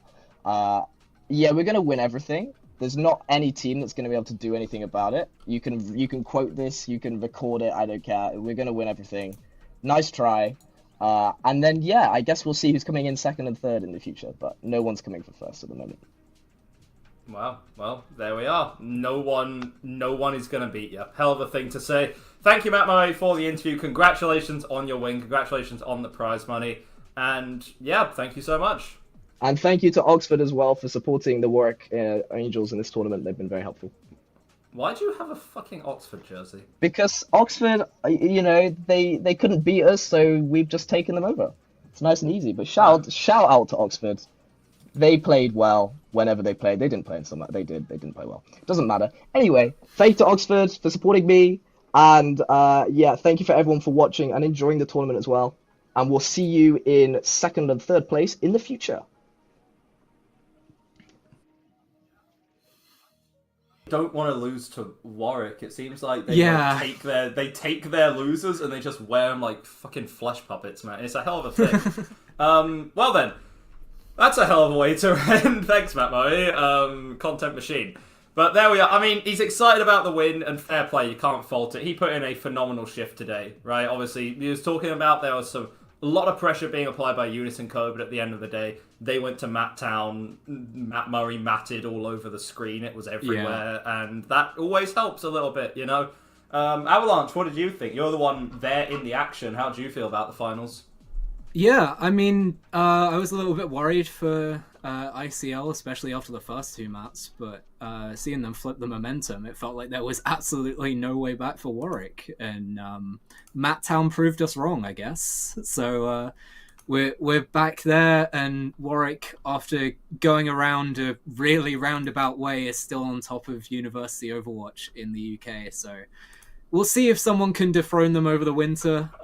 Hopefully someone can, so that we're not all just absolutely taken over by Warwick and they claim all of us. So please, someone save us from the Warwick domination. But yeah, I think we're gonna have to start like paying them like money, or else they'll just like come and find our families or something. It's not fun, you know, to live under the thumb of Warwick. But until someone can beat them, until someone can definitively say, you know what, we are now better than them. Obviously, there are a couple of instances. So NSE in Winter, of course, I think they were knocked out by, I want to say it was Kings. It eludes me. I wasn't there for that matchup. Spring, they won everything. They won the Scan tournament. They won the Goats tournament as well, if I recall. And they didn't win NSE Summer, but they were knocked up by the old Portsmouth team, which is an alumni team. So even though it counts, it also sort of doesn't at the same time, if that makes sense. Yeah. So there we are. But that's the Summer Splash. That's over, right? And we've gone for quite a while. I mean, 19th of August, we are just a few short weeks away from the start of Newell, right? Another month or so, and here we are. Now, this has been a hell of a thing. This is the monologue part, so I hope that you enjoy listening to me talk. I sure know I do. But yeah, this has been an entirely student-run tournament. We want to give huge thanks to Newell, who did give us their system to use, their back-end, in order to organise the matches. But when we heard that Newell were not running a tournament over the summer, people saw that as an opportunity. And were like, okay, let's come together, let's make something good, let's make it run by students and an all-around good time. And I think that the tournament has delivered on that quite a lot. So I want to give huge props to a lot of people. JJC, head admin, heading things up, in charge of rules, in charge of decision-making, in charge of tournament format, of course, has done a phenomenal job. We have our other admins as well, Keydog, Sky, Squids, Nanosaurs, Matt Murray. They've all done a phenomenal job organising this. We want to thank our producers and replay operators. So we have Bread, we have we have Bread, we have Westy, and we have Wet Noodles. Wet Noodles been running the production most weeks and has been doing a phenomenal job thus far. Of course, our lovely observers that have come in to help Phil, Takuno, and Jay, and also the casters. Of course, there is myself, but it's been mostly me, Spectreon, Avalanche, and then we also want to give a shout out to, I believe, was we had Oliver in for 1 week as well, covering. Oliver in covering, and of course our desk members who just joined us today, Cheeselord and Dinos, giving us a memorable finals, being far smarter than us. Snow as well, want to give a shout out to, and yeah, that's everything. What more can we end on, Avalon? Yeah, what a way to end the tournament. A full 7-map final game, and yeah, a lot of twists and turns, and I can't think of any way better to end the tournament in week 9. A full 9 weeks that we've gone for as well. It doesn't feel that long. Yeah. I literally remember, like, after the second week, so... This around, sorry. So the second week, I did the matches, and it was hot as hell, and they lasted forever, and then I recorded Unknowable afterwards, and I got a terrible haircut, and then I got on, like, a 6 a.m. coach to Plymouth, and then the moment that I got to Plymouth, I was then on the phone to have a meeting about the tournament and all that. So it's been a lot of hard work, it's been a lot of time, a lot of dedication. Again, this is all volunteer. The prize money and the prizes in general, obviously we do have to thank Newell for their contribution to that, but that has come out of us as well. It's been all volunteer work. This hasn't been compensated for. This is just for the sake of it. We do this shit for the love of the game, don't we? Thank you so much for joining us for the Summer Splash, and yeah, Newell is gonna start. There's a full list of people at the bottom who have worked on this tournament. Of course, they all deserve huge props, huge thanks for being here today. And do we just let this scroll all the way before we hand off? Or is Yeah, this I think play so. even when we hand off? Okay, well there we are. Yeah, Jay, Matt Murray, Nanosaurs, yeah, almost. Give it a couple more moments. Yep, Yeah. There we are. Thank you so much for joining us, and yeah, see you again next summer or so. Yeah. Goodbye for now.